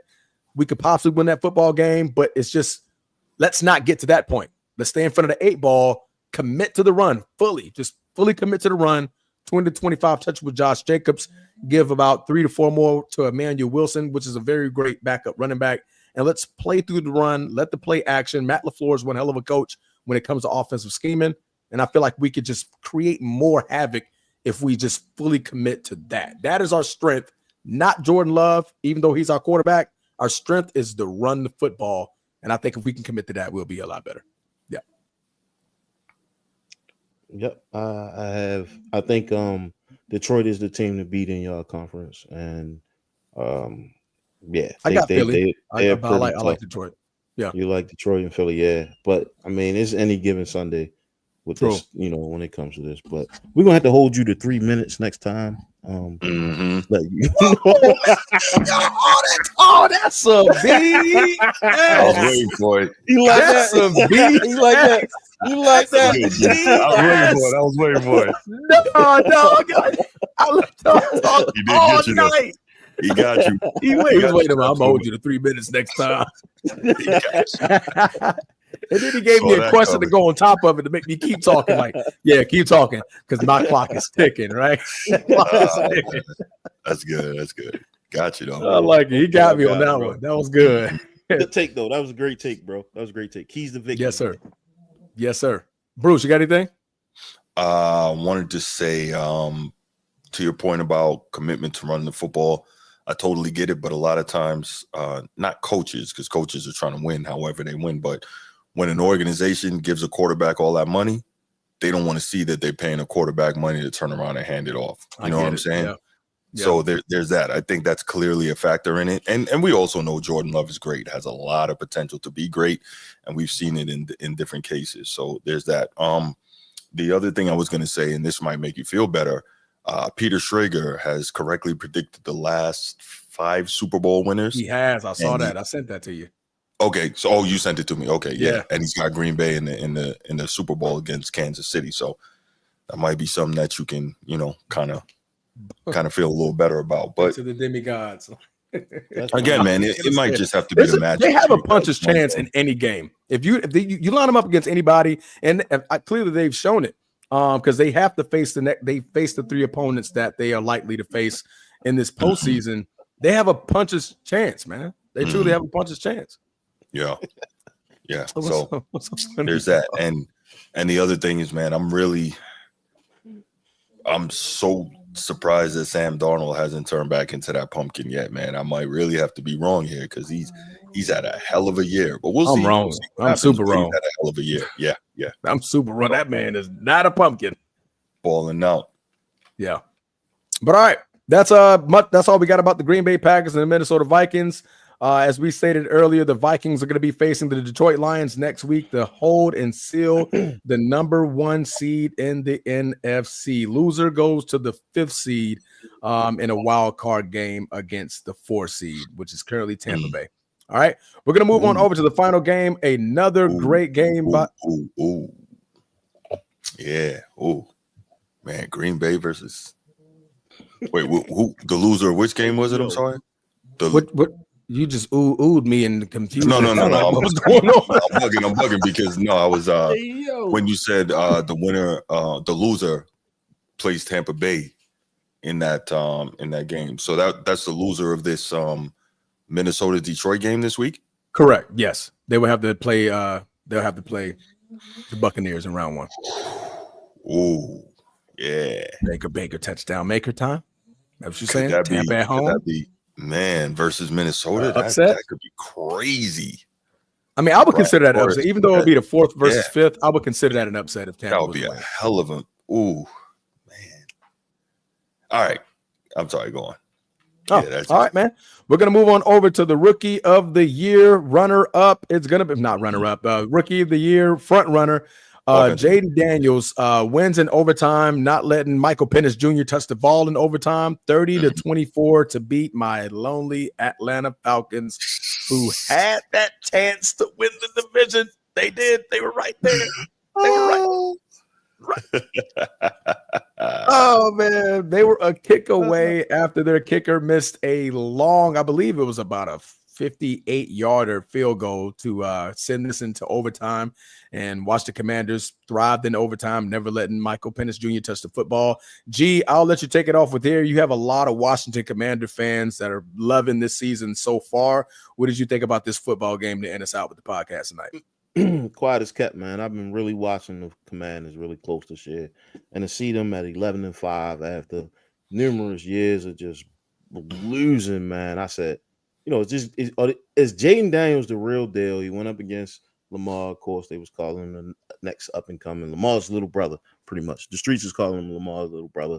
I don't believe he deserved that respect right now. But I will tell you, after that win last night, I have a group chat with about 3 or 4, maybe 5 Commanders fans, and they was going crazy. And they was like, "Gee, I know exactly what you mean now. Like, I know how it feels to have a playmaker as a quarterback." Jaden Daniels did his goddamn thing. He took over the game and like he's did numerous times this season. That drive, that last drive where they scored. He put the team on his back and in overtime. Yeah, in overtime. Yeah, Like that was a great drive. Yeah. I think for the DMV, and I don't know if you know this, these Commanders fans are 1,000 times worse than any Ravens fan could ever be. Right? I dated my ex, right? Now, you know what? I ain't even gonna talk about it. Most freaking Commanders fans, bro. Bad. Listen, most Commanders fans, they have like the whole, they got the freaking Commanders or Redskins wallpaper in their house. They got the rugs, they got the car mats, the flags, the toothbrushes, the shower curtains, bro. When I say they go crazy on merch, they go crazy. And the fact that, like, if we even go back to, I know we supposed to be talking about the game. I ain't gonna hold y'all long. Give me two more minutes. We go back to before when they first drafted RG3, bro. Like, he was selling like Subway sandwiches and everything before he stepped on the field. And I don't think I don't think that they was that good. Like right now, like this kid is definitely up and coming. And it's just really good. We might even see a DMV bowl. People don't like to talk about it, but it's definitely possible. We might see they 11-5. They just as good as any other team at 11-5. Ain't gonna happen, Cap. Yeah, I'm just saying there's always possibilities, right? Yeah. They may get in that playoff. They might get in that playoff and debunk one of your best teams that we, you know. This kid in the clutches, he got that clutch gene, man. That's all I'm saying. He got a clutch gene, and that city is going crazy because it's been a long time. It's been a long time for him, and they even through the sell the team. They had this whole movement of Dan Snyder sell a team. People showing up with like sell a team T-shirts on because they was losing so bad. But at the same time, they sold out the stadium every year. 20 plus years, you couldn't buy season tickets because they already sold like out. A 30-year wait list or something like that. It was bonkers. Yeah, but so back to the game. It was good to see Michael Penix Jr. See the field and go against another rookie receiver. But of course, Jaden Daniels best him, and I think we're gonna see that rivalry for years to come.